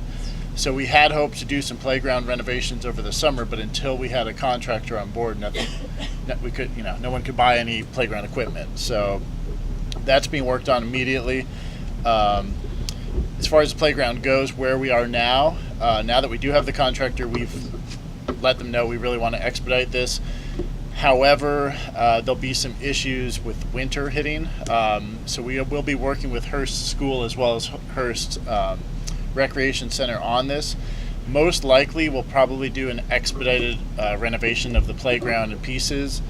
In early March, we'll probably do it during one of the schools, either winter break or spring break. The reason is we'll try to reduce the amount of time that will be lost because they'll have school out of session. Also, the reason we have to wait till we get at least some warmer weather is the rubber surfacing that's there now. In order to apply it properly so it doesn't peel later on, you have to have warm enough temperatures for that. We can't have any freezing. Peter, can you quickly describe the scope of the playground? Yes. Okay, so the playground equipment is 2 pieces of playground equipment are being replaced. We're also going to be installing shade structures, both in the 2 to 5 playground and the 5 to 12 playground. We'll also be installing new benches and shade structures over those benches. And we can go into this more detail at the community meeting as far as the exact pieces. We'll also be installing new trees for long-term shade. One of the big concerns in the playgrounds has been shade.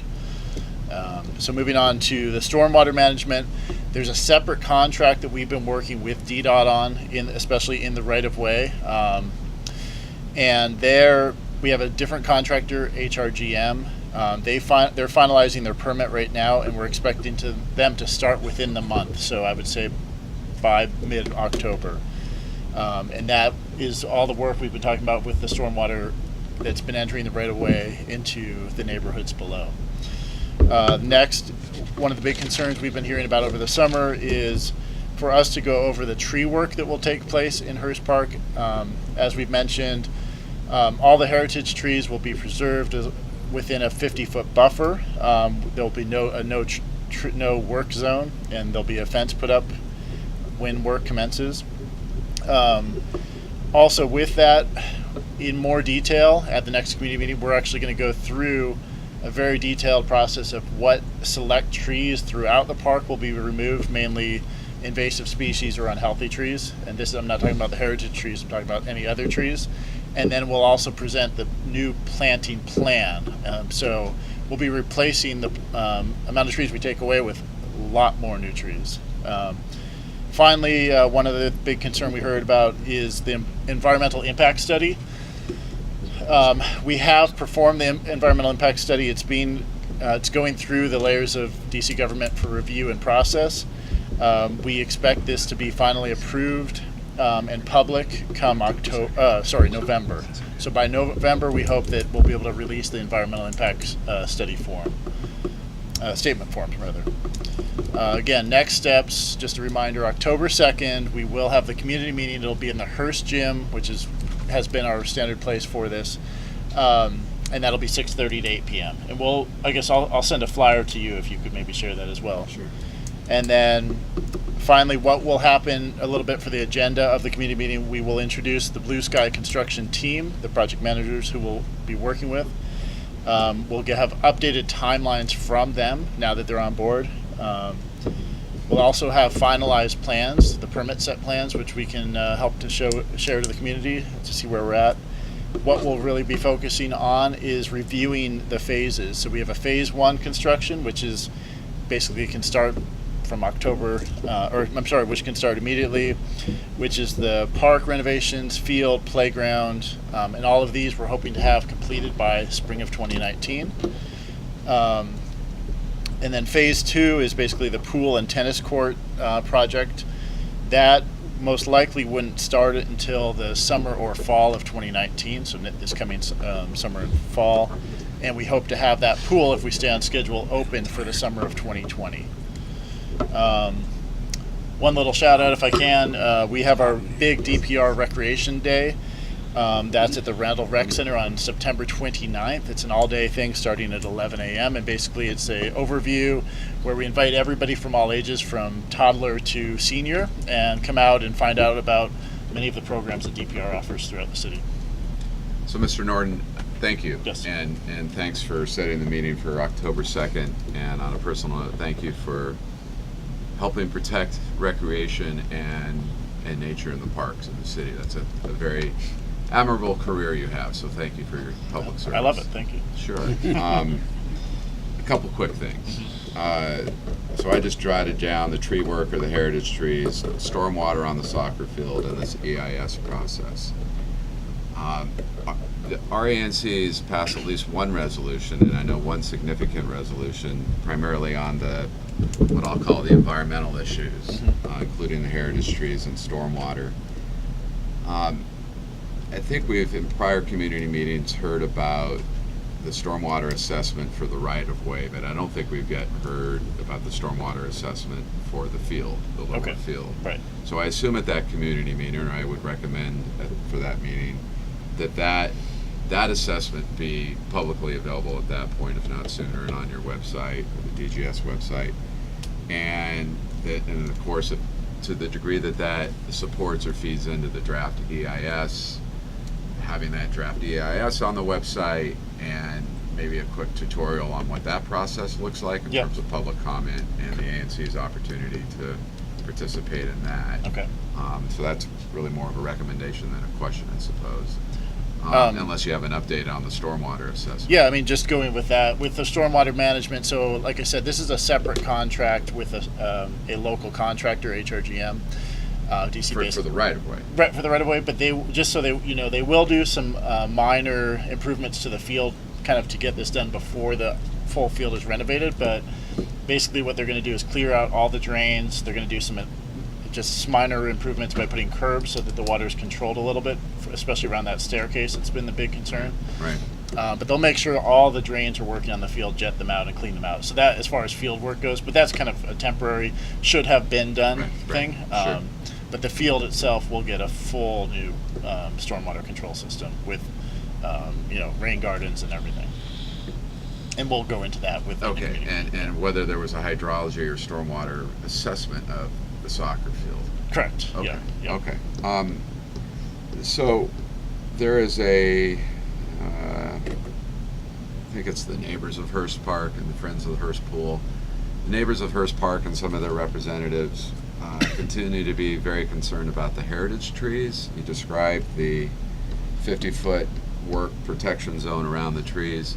There seems to be lack of clarity on who's done what studies, whether they were DGS hired contractors or the urban forestry versus the neighbor's hired contractor, and then whether there's been a reconciliation afterward.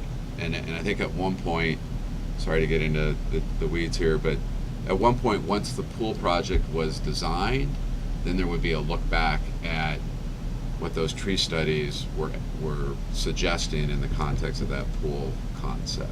So it's not clear to me whether there's been that last reconciliation or that last explanation, at least, of why the trees will be protected given where this pool is going. Does that make sense? Yeah, I mean, just to make sure I'm clear on what you're asking. So we did have the subcommittee meeting for the Parks and Trails, right? Where we invited the neighborhood hired arborist. Because he wasn't on our dime, we couldn't pay him to show up. So he did not show up to that particular meeting. But we did have the city arborist as well as the city's hired private arborists come to that meeting. There are some differences of opinions initially, as you suggested, and we'll certainly continue to work with both the private arborists hired by the community to get a resolution on some of these issues. But well, I guess let me reframe it in the way of a suggestion that if that's embedded in the EIS, and if there's an ability to at least explain succinctly what that process has been to date and what the communication will be going forward. Look, there's a strong sense of community as expressed in this ANC to support the pool. Right. There are, every couple months, articles in the Northwest Current suggesting that there's a strong opposition. To the degree that that's accurate, it would be very helpful to have a clearer explanation about the heritage trees. Okay, so I mean, what I could suggest for two things. One is I can definitely address whether or not the tree study is included in the environmental impacts study or statement form, and I can follow up in an email with you on that. Okay. Secondly, we can invite back to future. It wouldn't be this community meeting, but a future one, maybe in November, because we'll probably have more community meetings as we get closer to the project start.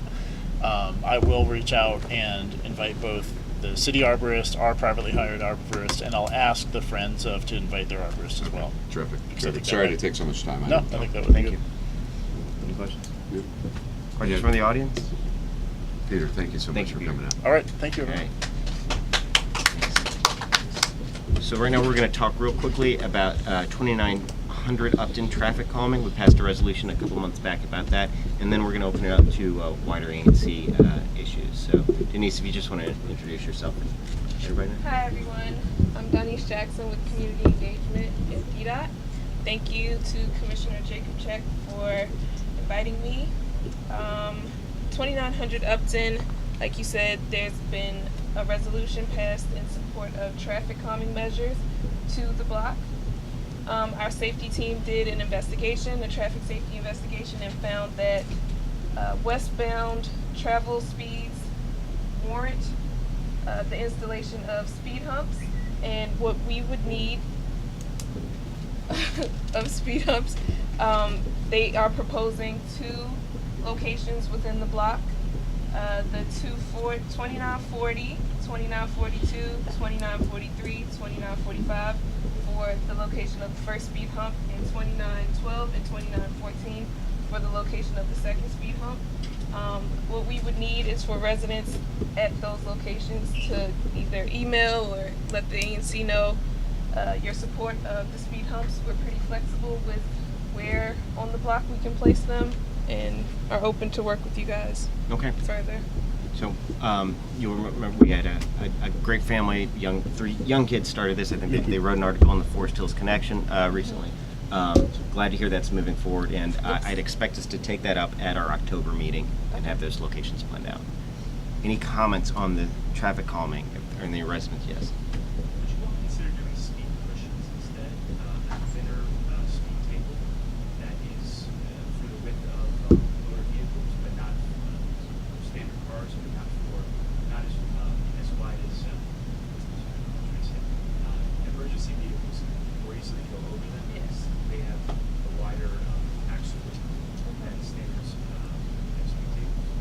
Right, so I can take that back to the safety team and just make sure that the measurements work out, but we have done that at other locations, so. Okay.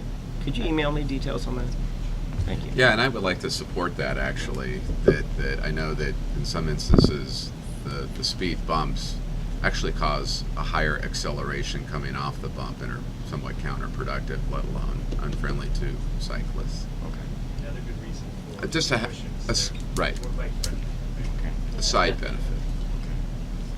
Okay, and now let's just move on to the next item on just the general traffic issues. And we sent over a couple. I'm going to have Ms. Jackson go through them, and then we'll open up to additional questions on anything she doesn't cover. So just please wait till she's done, and then we'll engage in a dialogue then. Okay, Connecticut Avenue study. I did get to speak with our transportation planner, Robin Jackson. She has let me know that she's doing a request for quotes for contractors to look at technical safety improvements to Connecticut Avenue, specifically the reversible lanes, and that the request for parking on the 3600 block of Connecticut during non-rush hour times can be included into that study and looking at that location for that. Because we found that the signs were placed there to assist the third lane for when the reversible lane is in effect going from Rodman on Connecticut from Rodman down to Porter. Mm-hmm. There is a queue of cars that happens for the left turn onto Porter, and so the third lane closest to the buildings in the residential is used to kind of flush traffic down because there's no build out for the cars to go, so it kind of backs up, traffic can kind of back up when cars are waiting to turn. So that's what the signs are there for, so that during non-rush hour times there's no competition for that lane. I'm sorry, I'm confused with this issue real quick. So the 3600, you're talking Of Connecticut. The parking sign that Okay. said no parking during Okay, no so parking let's anytime. split that up. So I just want to underscore our request for the Connecticut Avenue study was a very comprehensive study, Right. going from Woodley to the Circle, Right. basically. Which is in the request for quotations at this current point. Okay. And Robin will be in touch with you and other ANCs during that process. Okay. So let me piggyback on lots here, but Okay. that request for quotes or for bids, I guess, is that a publicly available document now where we can look at the scope of that request? She's in the process of that part. So she's in the process of creating that, and then once it Well, is. we would love to, and I'm sure many others would love to work with her. If Yes, she's very open to And that. if you would take that back, what I think we would like is for Robin and other members of DDOT to come and sit with us in the community and start talking about survey design. And so Okay. that can be incorporated into your request for bids. Okay.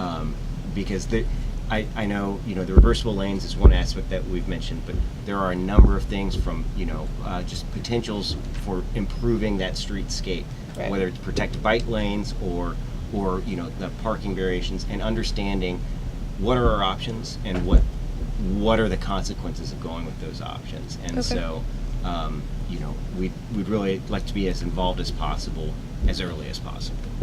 From my conversation with Robin, it seems like she's very open to Can that. I so. suggest something specific? Our Streets and Sidewalks Committee, which has been spearheading this, meets, what's the third?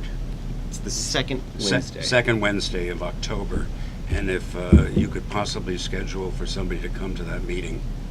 And other outside organizations would be welcome to attend. Yes, right.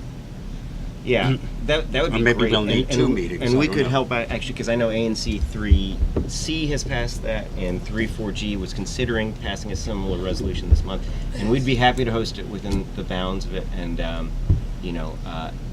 we have a great meeting space, once again, provided by UDC for that.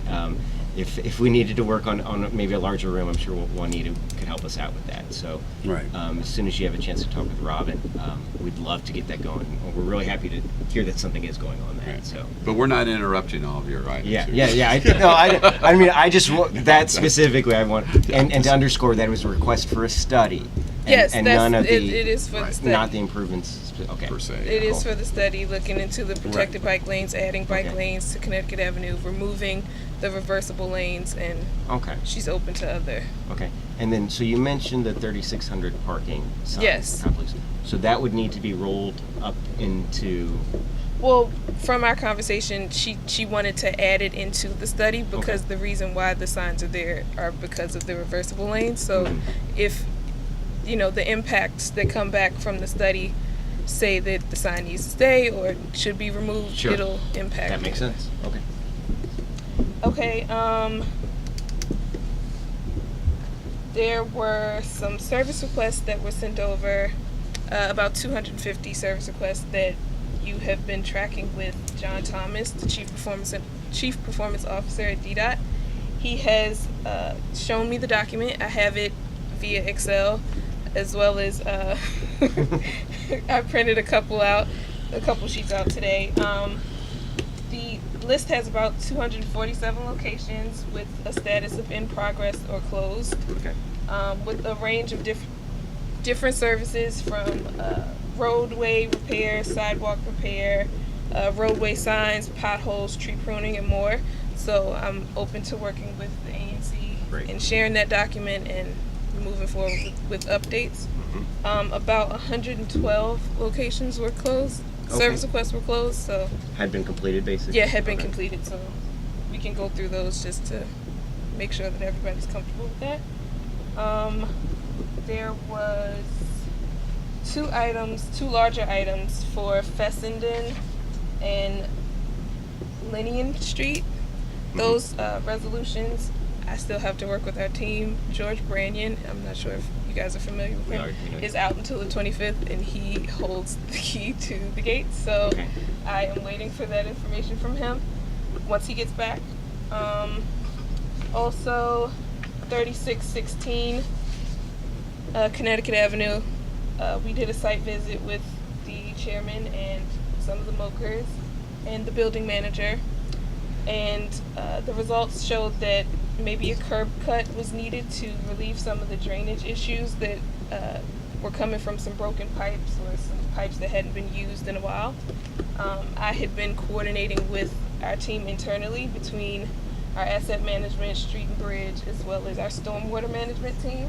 And now we're trying to bring that to a close. Everyone has done their individual site visits, and now I'm just trying to bring them together to get a consistent and strategic plan for moving forward. So that should be coming soon. I'm looking to meet with them within the next 2 weeks. Other than that, I do want to, there were some sidewalk issues for the committee questions that you guys had that I feel like we could flesh out once I get to meet with the committee and kind of like pose the questions that I gained from some of those reports and just see how we can work together with that. When did you say George was getting back to? The 25th of September. So I'm going to go to him, but any other? Do you have anything? No. I had just one quick question, and to you, Paul, but, and I apologize for not Go putting for this it. in our email exchanges, but if you are coming to the streets and sidewalks or another meeting, I want to just ask that we also put on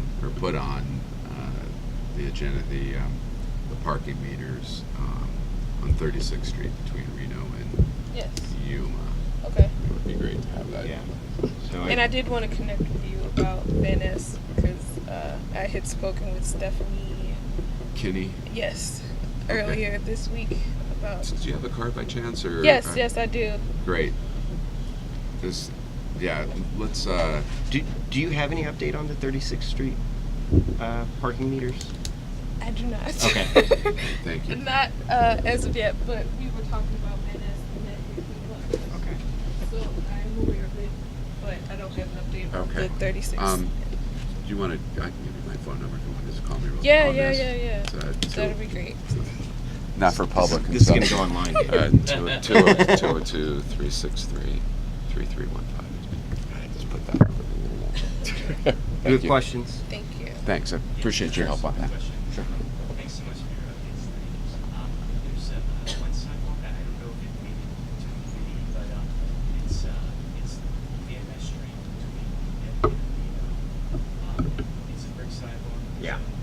Yeah.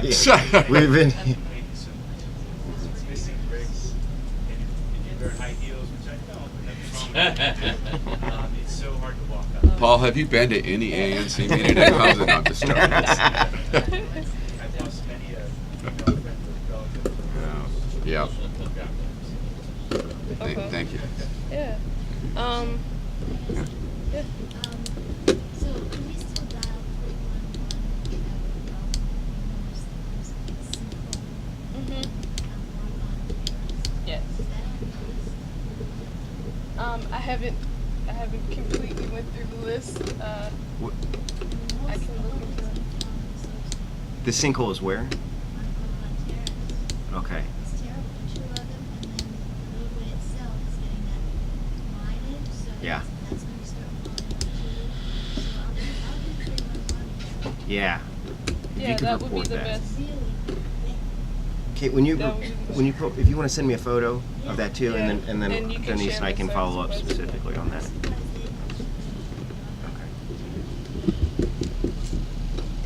Other questions? I have one more before you go. Okay. And this is something I just realized. So parking during rush hour on Connecticut has been an issue that people have flagged for us in the past. What is the proper procedure for reporting that? Is that 311? And is there? Yes. Because sometimes it's delivery trucks and they stop for about 3 minutes. And, Yeah. And it is, I mean, hundreds of cars have to move, and especially if they're in one of the lanes that only has 2 lanes of it. So is there some way we can get a quicker response time to ensure that violators who are... We strongly discourage. I wish that was a DDOT function. Okay. It is a DPW function for the enforcement Sure, of of course, yeah.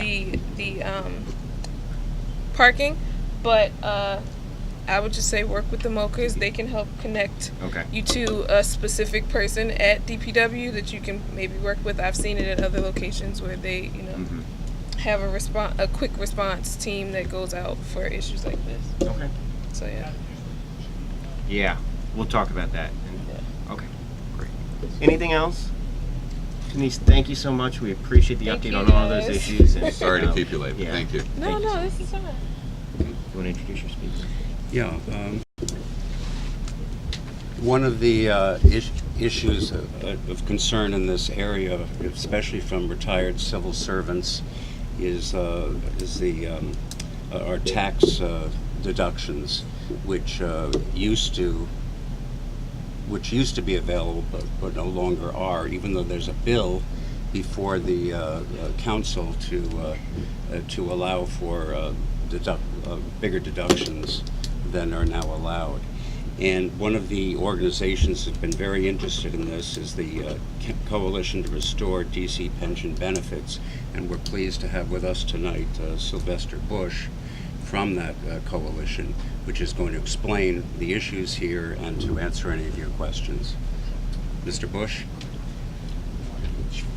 Thank you. Good evening. My name is Sylvester Bush. I'm with the Coalition to Restore the DC Pension Benefit. First, I want to thank Barbara Klein and Bill that invited me here, and thank all you guys for having me. Who we are, we're the Coalition to Restore the DC Pension Benefit. How I found out about this, for the last 31 years, I volunteered. IRS has a program called VITA, Volunteer Income Tax Assistance. So I volunteered, and in 2015, a DC resident came in, and I noticed that on the tax form that the 3,000 pension annuity exclusion was missing. So I said, well, come back next week, let me do some research. And we did research, and we found out that the DC Council repealed the $3,000 pension annuity exclusion that had been in place since 1957. Congress recognized that civil servants didn't make a lot of money, so they had an exclusion that excluded $3,000 of your pension when you filed your DC taxes, and that was for retired military, anybody that got a 1099 from OPM, that's school, teachers, federal, and the DC civil service used to be under OPM. And so part of that was caused as a result of Tony Williams and the Federal City Council and Ed Lazier, his organization. They put together this tax modernization plan, and they took that away. So, like I said, we formed a coalition to bring this back. What we've done over the last 2 years, we have talked to everybody, city council members, Eleanor Holmes Norton. We've been to events like this. We've been to the VFW. We've been to NARF, Blacks in Governments, and those are some of our sponsors.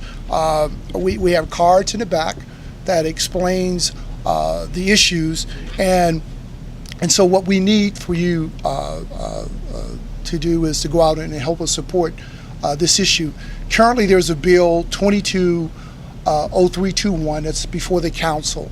It's in Jack Evans' committee.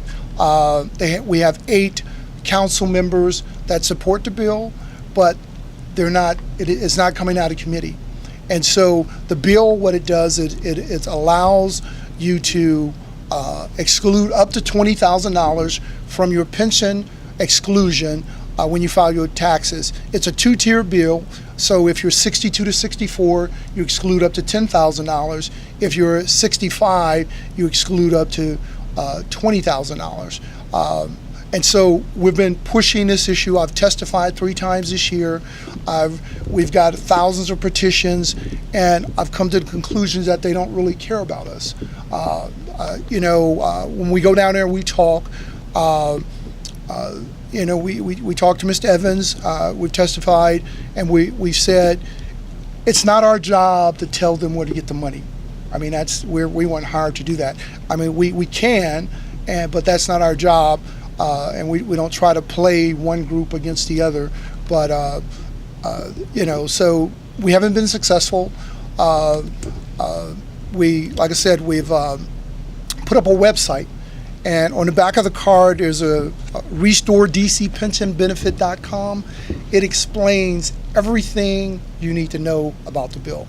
I would strongly encourage you to look at the website, get all the details. It has everything about the bill. And so that's why I'm here, is to try to encourage people to attend the mayor's budget forum. Squeaky wheel gets the oil, and so those are coming up, and so just fill those up. I went to the ARP budget forum that was held, I think, August 24th. The mayor was there, Ed Lazier.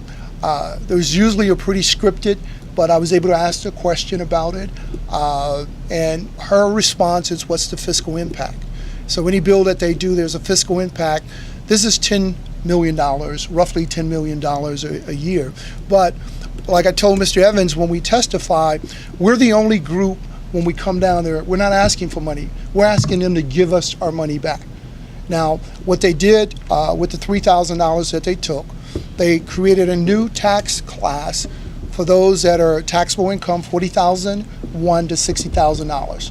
And that's what they did. And they made that, I believe, 7%, and I think it went down to 6.5%. Not to get into all the weeds, but before there were only 2 major tax classes, up to $350,000, below $350,000, and above that. And so the tax rate for DC is either 6 or 9%. So, like I said, Barbara reached out to me because I'm a member of NARF, National Active Retired Federal Employees. And so they have it on their website. NARF has done a resolution. Blacks in Government has done a resolution. ARP Ward 24, 45, and Ward 5 has done a resolution. We'd like you guys to do a resolution also. We have a template that we can send you. And I think if we put pressure, we can. We're looking for people in Ward 2 to put pressure on Jack Evans. I've been to a forum up Ward 3, Mary Che was there, Jim Nathanson was there, I spoke, and he says we got to put pressure on Jack Evans. Jack is going to throw it onto Mendelson. He's going to say it's his, we can't do anything, but it's in Jack Evans's committee. He's got to bring it to the floor, and we've asked him to do that, to take a vote on it and let it go up or down, but he won't. Again, we've did some articles. Randy Clark, who is the NARF president, wrote an article in The Current, a very nice article about the bill. We have other articles. We have one about Amazon that we'd like to try to get published. Ms. Klein has given us some people blogs, and we're sending that to. If anybody knows anybody in media, we'd like to send you a copy of the article. Of the 20 locations where Amazon is, 19 of them are in the U.S., one is in Toronto. Of the two, D.C. and Raleigh, North Carolina, are the only two locations where they don't exclude pensions. If you lived in Maryland, you can exclude $29,000 of your pension. If you lived in Virginia, you can exclude $10,000. So, we're concerned that, the seniors that stuck with the city during its fiscal nadir, during the control board era, that now they're they're not caring about them. Sure. So we're just asking for your support. Any questions or comments? Commissioner Dickens. Thank you for your time tonight, and again, apologies to everybody that's staying late, and appreciate your explanation. Can you, in a nutshell, if you will, explain the public policy objective? I'm having a hard time understanding if this is tax relief, income relief, or are we trying to encourage public sector benefit, employment, or to what degree does this tax benefit accrue to private pensions? It currently don't. Okay, like I said, we used to get $3,000 since 1957. Congress initiated that. For public employees. For public employees. Part of the tax modernization that Phil Mendelson, Jack Evans, Tony Williams, and Ed Lazier came together. Now, they took it away, and they took it away in the middle of the night. There's usually 3 readings of a bill, and so that last reading, they put it there. Because when we reached out to Ruth Werner, Jack Evans' person, she sent me the document, and it's buried on page 13 as little used expenditures. And Jack Evans admits that it was a mistake, but each time he says, we got to find the money. Right. But if we restore it, what is the behavior we're trying to encourage here? What is the benefit we're trying? What public policy objective? I know others may have their own opinions. I'm just curious in asking him, what is the objective here? The objective is to, like I said, we went down and we testified. The repeal part is over of the 3,000. That didn't pass. So there was a first bill, 22044, and that was a more generous bill than this one. It allowed, if you were 70 and over, made less than $60,000, it would wipe out the taxes, real estate taxes. Okay. If you had long-term care, it would give you up to a $500 credit on that, and then it would allow up to $20,000 on your pension annuity. That bill they let sunset last December. Then we found out in December there was a new bill, 220321, which was 2-tier, and it was $10,000 for 62 to 64 and $20,000 for 65,000. And so that was a bill that the council, like I said, they have 8 majority of the council that supports the bill, but there was no action on that. I think one of the Barbara Klein maybe can add something to that. Would you like to come down? If you're welcome to, if you like to, or you can remain there, whatever. Sorry, Barbara. Thank you. I'm going to need Mr. Bush here, but how many federal employees and district employees are there? It was about 40,000 of us. About 40,000. I don't know if people understand, but people like us who are seniors, we don't get any tax benefit here in D.C. My husband's a federal employee. There are already people leaving, and what happens is that Muriel Bowser goes before us and says, there's 700,000 people here in D.C., but how many people have already left? People like us are going to go and find other states where our taxes are less and our pensions are being, we have a pension situation like Mr. Bush is talking about, where there are 36 other states that already have some pension relief. DC does not. There are so many federal and DC employees here that all we have to do is buy a residence and be there for 100. My husband does taxes. 181 days, 183 days. Our money's out of here. So those are the things I think people need to consider. Well, that's what I was trying to get to. Yeah, that's One of what. the That's public why I'm. policy That's why. objections is keeping the This tax is the base here. and keeping absolutely people here. because Right. we'll leave. Right. We'll either physically leave, or we'll come here a couple, 6 months, 4 months, but our money will be out of here. And other people realize this too. This is not something that's hidden. This is reality. So unless the city government is willing to give us a break, that Virginia and Maryland already have, in addition, as part of those 36 states, we're out of here. And this website will also, you explain the 10,000 and the 20,000. That sounds like it's a whatever. It's kind of income based at that point. Okay. It's not. Which one? Well, there are a couple different bills here. Sorry. Okay, the program. I mean, the bill is age based. If you're Sorry. 62 to 64, My bad. they give you 10,000. If you're Right. 65, you get the 20,000. Okay. My apologies. Okay. Right. So just to let you know, AARP, we're working with AARP, and all I can say is that they're going to at some point try to include private policies in there also. Right. So Yeah, because they, if the public policy is to keep that tax base here and those older citizens here, I wouldn't differentiate. But Right. as a federal employee, I get it. But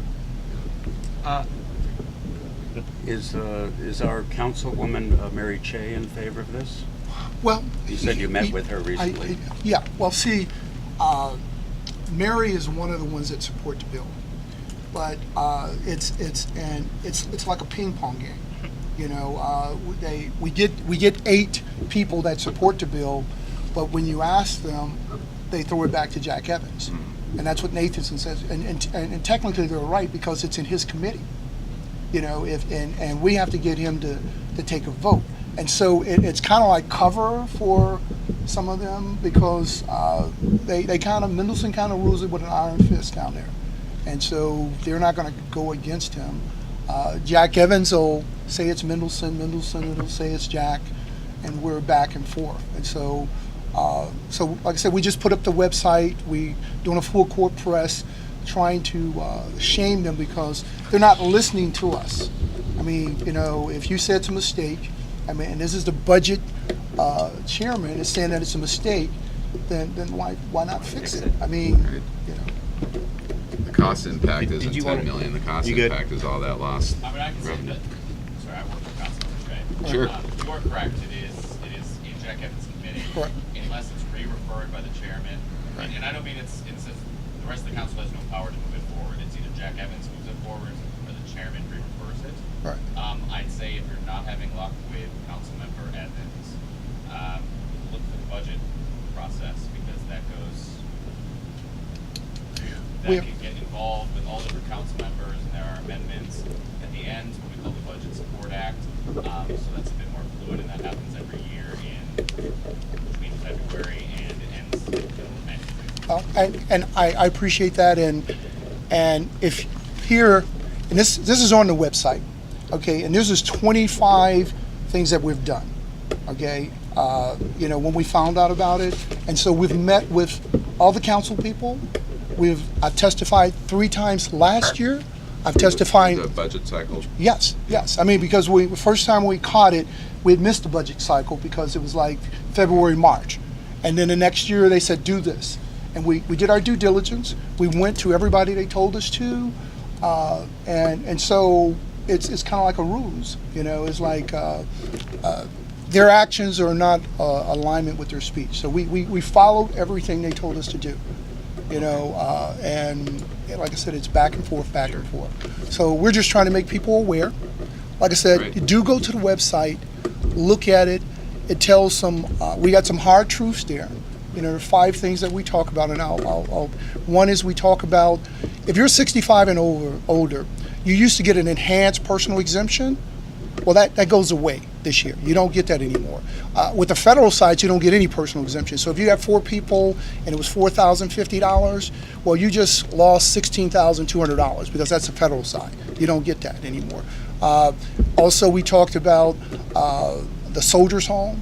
There's 455 men and women in the Soldiers Home in Ward 5. Average age is 84. It impacts all of them. Okay. We talk about DC statehood. DC keeps talking about they want to be a state, you know, but they don't act like a state. They're mutually exclusive against other states. 36 states that have a broad-based income, they do this. DC used to have it up until 2014. So that's going against the grain of being a state, okay? And then we talk about pensions in other states. We talked about Maryland, $29,000 you can exclude, and in Virginia it's $10,000. So, and then we talk about like I said, the control board is that doing its fiscal new deal. Those that were here when the control board took over, the pension annuity was still in effect. They didn't take it away. Now doing a zenith, such as prosperity, real estate, going through the roof, they took it away. You know, and so it doesn't make sense. Any other questions or comments? Well, please go to the website, and you know, if you have any questions, there's a number there. Another last point. Why don't you come down here?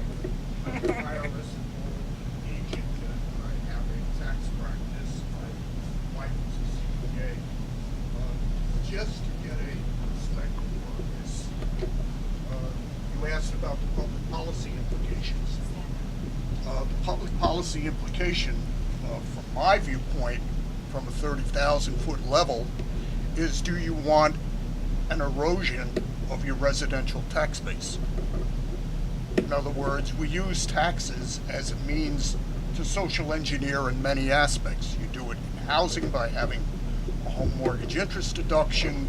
You do it in certain ways to engineer charitable donations, allowing that as an itemized deduction. But here you have a situation where kind of in the dead of night, as Mr. Bush has suggested, you have this re-engineering with the tax code, absent significant population input from various sorts of stakeholders, and you're now confronted with a set of circumstances where those who are able to will make solely personally based economic decisions as to whether or not it behooves them to maintain residency within the District of Columbia. If they're fortunate enough to be in economic circumstances where they can relocate and establish residency in other states, basically it's either 183 or 184 days in another jurisdiction, and say, okay, well maybe I only want to come back to the district 3 or 4 months out of the year, you've lost that individual and that person's filing status as a DC resident. They're treated as a non-resident and can accord a whole different tax treatment, pay less in the way of individual income taxes to another state jurisdiction, or for that matter, maybe become a resident of Florida or Texas or Wyoming, wherever, where there are no state income taxes at all. Pennsylvania excludes entirely all federal pensions. So you talk about public policy engineering. I think this is truly the knife's edge. You're right on the precipice of a dilemma if something isn't addressed. Thank you. Thank you. I appreciate it. Thank you for Again, thank you for having me. No, thanks for thank you. All right, Thank I you. have some cards out Okay. there, and do go to the website. Yeah, and I assume we haven't heard the last of this. I don't know No, if you I have a think resolution. we're going to discuss this, and we might. No, I'm talking about us specifically. Yeah, we we'll don't have a resolution tonight, but I'm sure We'll Commissioner discuss Sidis- having a resolution, Okay. and we'll be in touch about that. And send me the draft. Thanks for your time. Thanks. Good team. Thank you guys. Thanks. You want a Tito? Thank you. Sure. Paul, what's your last name again? DeMeo? I have the pleasure of introducing my immediate neighbor that I've just met a couple weeks ago. Not immediate, but down the street neighbor, Paul DeMeo, who is with the Ward 3 Bike Advocacy Group. And I asked him to come tonight to explain what his organization is doing. We heard a little bit earlier about the ANC resolution and DDOT's follow-up on the traffic study pertaining to Connecticut Avenue.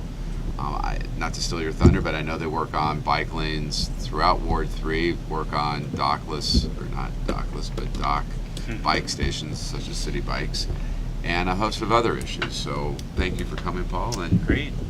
All leave right. it to you. Well, great. Well, thank you all, and thanks everyone. And actually, I brought ice cream to share because it's so hot, but it melted. So it's oh well. Yeah, my name is Paul DeMeo. I'm on VZ Street, a neighbor of David's, neighbor of yours, and I'm with Ward 3 Bicycle Advocates. We're an organization that actually just started up this year. We're all Ward 3 folks, neighbors, who live in all throughout the ward, but we each represent one of our SMDs, single member districts within the area, and each ANC within Ward 3. So I don't know if the plans have been shared. No. Okay. So go ahead. Okay. Yeah, Cool. Let's start with that. Yeah. DDOT creates a Move DC plan, and this plan includes ways to make the city more bikeable, more walkable, and therefore encourage more bicycling and walking, which I think we all walk, and many of us bicycle as well. There's a segment on Reno Road between Van Ness Street to the south at Tilden, which is the only 4-lane segment of Reno Road / 34th Street in DC. It's 4 lanes there. Because it's 4 lanes, they're speeding. Because it's 4 lanes, there's a lot of traffic, and also it makes bicycling more difficult because you have cars moving at a faster pace when as a bicyclist you're not moving that fast. So DDOT created, through this Move DC, they prioritized this portion of Reno Road in order to put some bike lanes along the segment. And they created an alternative that had a bike lane on the northbound side, so kind of helping bicyclists climb the hill, because it's sloped there. There's a nice steep hill. So by having the bike lane there, it makes it easier to get up. Also a bike lane on the south side, because obviously what goes up must come down. If you go somewhere, you got to get home, or vice versa. So a neighbor had some concerns, so DDOT modified the plans a little bit. This would include a bike lane on the north side, but only a bike lane on only a small segment on the south side.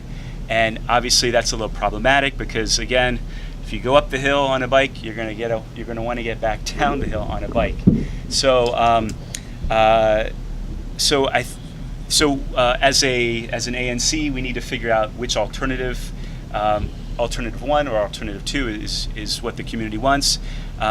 Alternative 1 is the more bike-friendly of the 2 options, as I mentioned.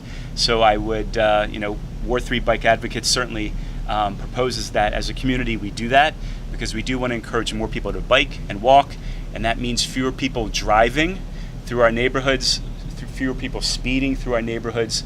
It also makes it easier to get around by foot, because the cars will be further away from pedestrians on the sidewalks, which is nice as well. So wanted to share that, and also just to say that we get what we plan for. If we plan for streets that are built for high-speed motor vehicle use, that's exactly what we're going to get. If we plan for streets that are more bikeable and more walkable, then that's what we're going to want to get. And I have a feeling that many of us probably want streets that are more walkable and hopefully more bikeable as well, because it's the same people that are walking and biking. So I wanted to share that, and then also we mentioned the Connecticut Avenue protected bike lane study, Connecticut Avenue traffic study earlier, and obviously Ward 3 Bike Advocates is for adding bike infrastructure, bike lanes, or what are called protected bike lanes. If you've been on 15th Street Northwest between Constitution Avenue all the way up to, I think, like W Street, there is a protected bike lane where the bike lane is physically separated from the motor vehicle traffic by either parked cars or, in some cases, delineators. And these are basically flexible posts, white posts with a little reflective band at the top. And it helps keep motorists away from bicyclists. And so it can make bicycling safer for everyone, regardless of age, regardless of being a child, regardless of the user's, the bicyclist's ability, the person on a bike's ability to ride. It makes it safe for them, makes it comfortable for them, and if you make it easy if you make doing something easy, people will do it. So we certainly support a protected bike lane on Connecticut Avenue if that's something that hopefully we can do, and also we ask if ANC3F could make a formal request to Ms. Che. Yes, I'll look over at you as well. Ms. Che, that she include money for the Connecticut Avenue traffic study, which sounds like may be funded, but I'm not quite sure the status of that. But also to do something that Montgomery County has done recently, and that's creating a pop-up protected bike lane. They did this in Bethesda on Bike to Work Day this past year. It worked out wonderfully, and this is, I think, just cones that were put down in a travel lane, and it encouraged cycling for that day. Obviously, it would give people a sense of, if I get on my bike, how easy would it be to get to work? But it would be something nice for both bicyclists and motorists and pedestrians to see how that would impact all street users. And secondly, asking the ANC to push DDOT to move more quickly on the Move DC plan, including bike lanes on Nebraska Avenue. A lot of people use Nebraska, and it shouldn't be that you have to be a middle-aged male wearing Lycra in order to get on a bicycle. Bicycling really should be for everybody, again, regardless of age, regardless of ability. And thirdly, adding a bike lane onto Van Ness Street between Connecticut Avenue up the hill to Reno Road. There, it's also 4 lanes, 3 lanes, and then a segment 4 lanes once you get closer to the light. And that's a lot of capacity for a road that has relatively little volume. And so bike lanes there also would be very beneficial. So just wanted to thank you, and thank you all. If you have any questions, I can answer. So a couple of quick things. First, thank you. I know we're toward the end of the evening, so thank you for coming out. Absolutely. I actually wanted to, if you would pass along to Councilmember Che, my personal gratitude for a lot of leadership that she's provided on biking and bike community and bike safety. Absolutely. I attended an event down on Freedom Plaza and had the opportunity to personally thank her, but it was part of the Vision Zero program or promotion, and there were some very sad stories there of families and children that had been killed while on their bike. And I know Mary takes that very seriously, and I know you as a Ward 3 bike advocacy group do as well. So I know personally that I would very much promote and want resolutions that would support that Vision Zero process, and making sure it's funded and making sure the council prioritizes that. I think job one for our community and our city is the safety of pedestrians and cyclists, whether it's bike lanes or other things, but just that awareness is critical. So thank you to your boss. With regard to the Reno Avenue bike lanes, I think that I need to come back with my commissioners and think about the Streets and Sidewalks committee as a vehicle to invite Mike Goodnow from DDOT to come in, who's the planner behind the bike lanes. Invite you, my other constituent who lives right next to Reno, to think through these options.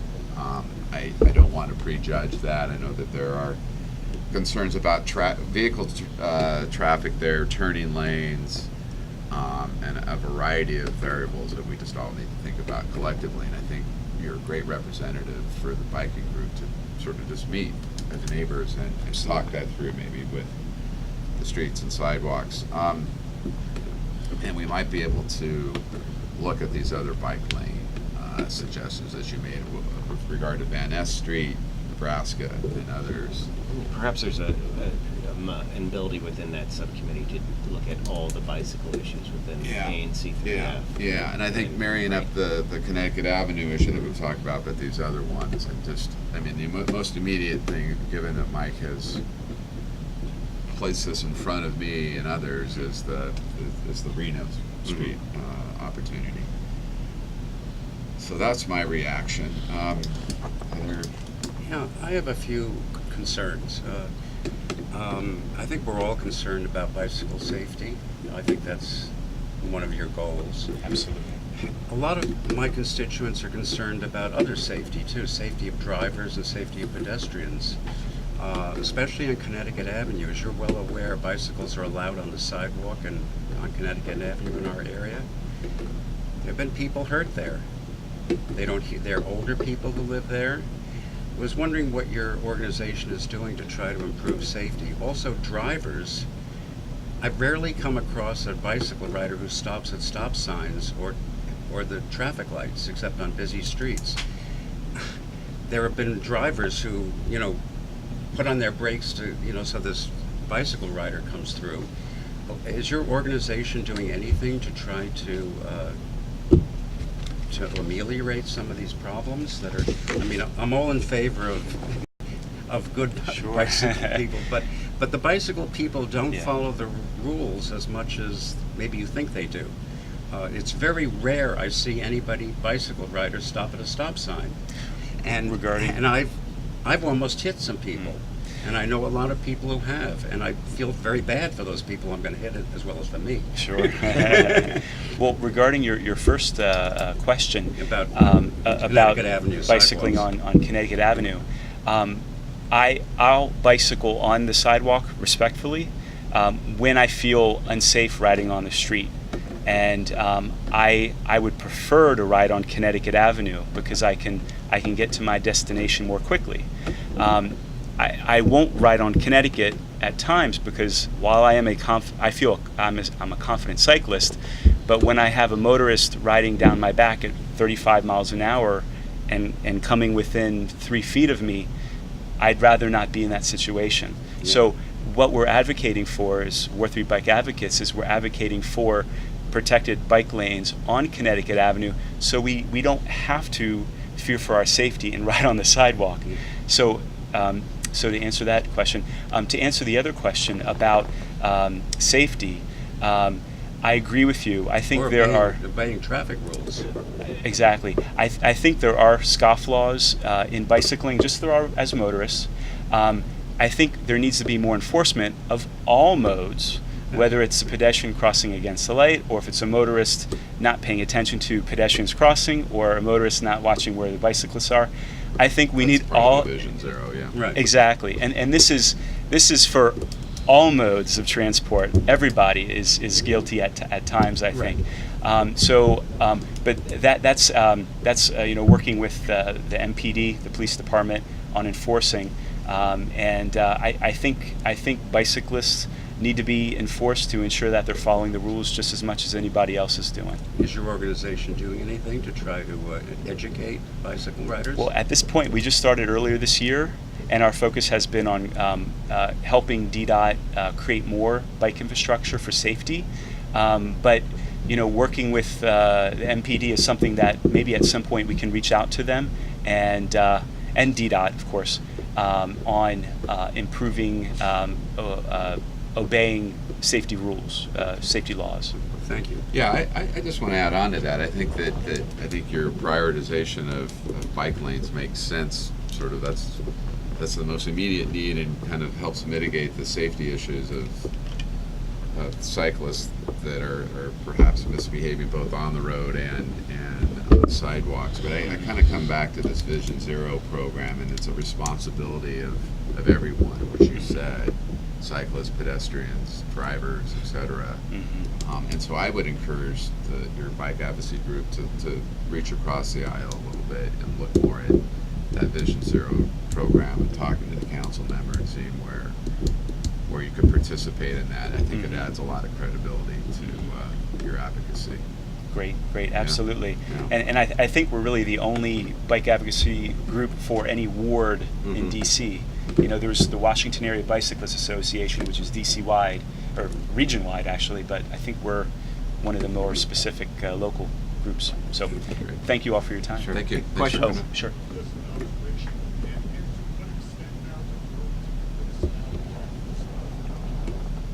What's the question? I can't hear him. Yes. I Regarding, he's talking about, what about the scooters, the motorized scooters? Motorized scooters, Yeah. Right. We're focused on bikes. Yeah. Let me help. I think it just goes back to the point about the holistic view of everybody who's using those different modes of transportation being responsible, being safe, and coexisting with everybody else on there. Yeah, and I think you're right though. Whether it's the dockless bikes or the scooters or city bikes or the scofflaws or the pedestrians on cell phones or strollers going across against red lights. We all have a part to play. We all have a part to play, and I think that the councilwoman can really help provide some leadership there. I'm basically a pedestrian on Connecticut Avenue, and I envision someday just being smacked over by a bicycle. I'm not worried about the cars. They don't use bells. Do you advocate bells on your bikes? Or do you advocate to your left? You don't shout out to the pedestrian as you come on time, because there's not much warning on bikes that says they don't. Sure. Well, hopefully once we have protected bike lanes on Connecticut Avenue, that'll get people. This is simple. This is a bicycle bell. To Right. let us know. No, I understand. Well, I was just starting off my response in that bicyclists, while it is legal to ride on the sidewalk, really they shouldn't be there. They should be riding on the street. But regarding specifically to your question, bicycle bells and on your left, that's something that the Washington Area Bicyclists Association does encourage, and there is not. I don't think it's a law to have a bike bell. I could tell you Capital Bike Share bikes do, but I don't believe it's a law to.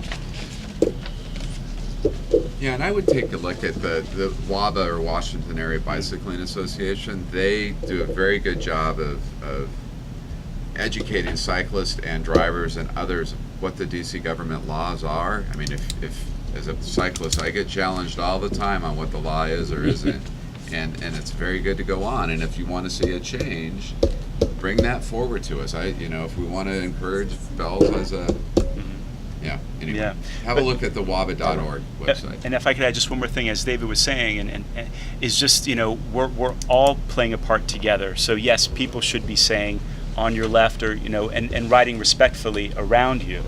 Yeah.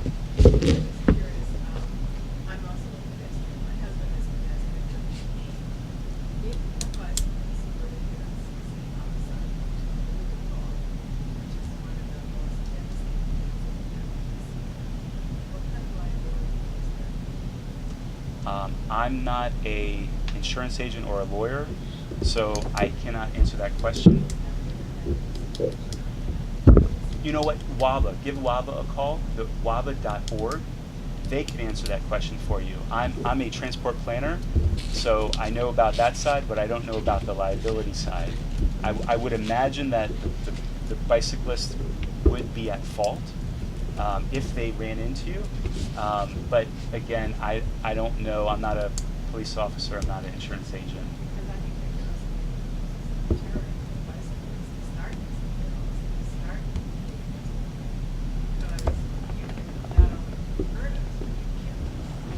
So, and I think this just shows again that really what we need is more and better bike infrastructure in the city, in our ward, so that way bicyclists won't be on the sidewalk, because they'll feel safe enough riding on the street, and then that way pedestrians are happier, bicyclists are happier, and that seems like the best of all worlds in my mind.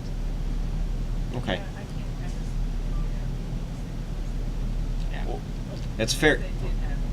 Yeah, so that's one of the things we'll look at. Thank you. Thank And you. I think getting rid of the conflict as much as we can is one solution. And until all of us exercising responsibility in our own modes is a good solution for now. So I want to thank everybody for coming out and staying. I appreciate everyone's time, and good night. Yep. You want to make a motion to adjourn? I don't have to because this Oh, is this not is not an an official meeting.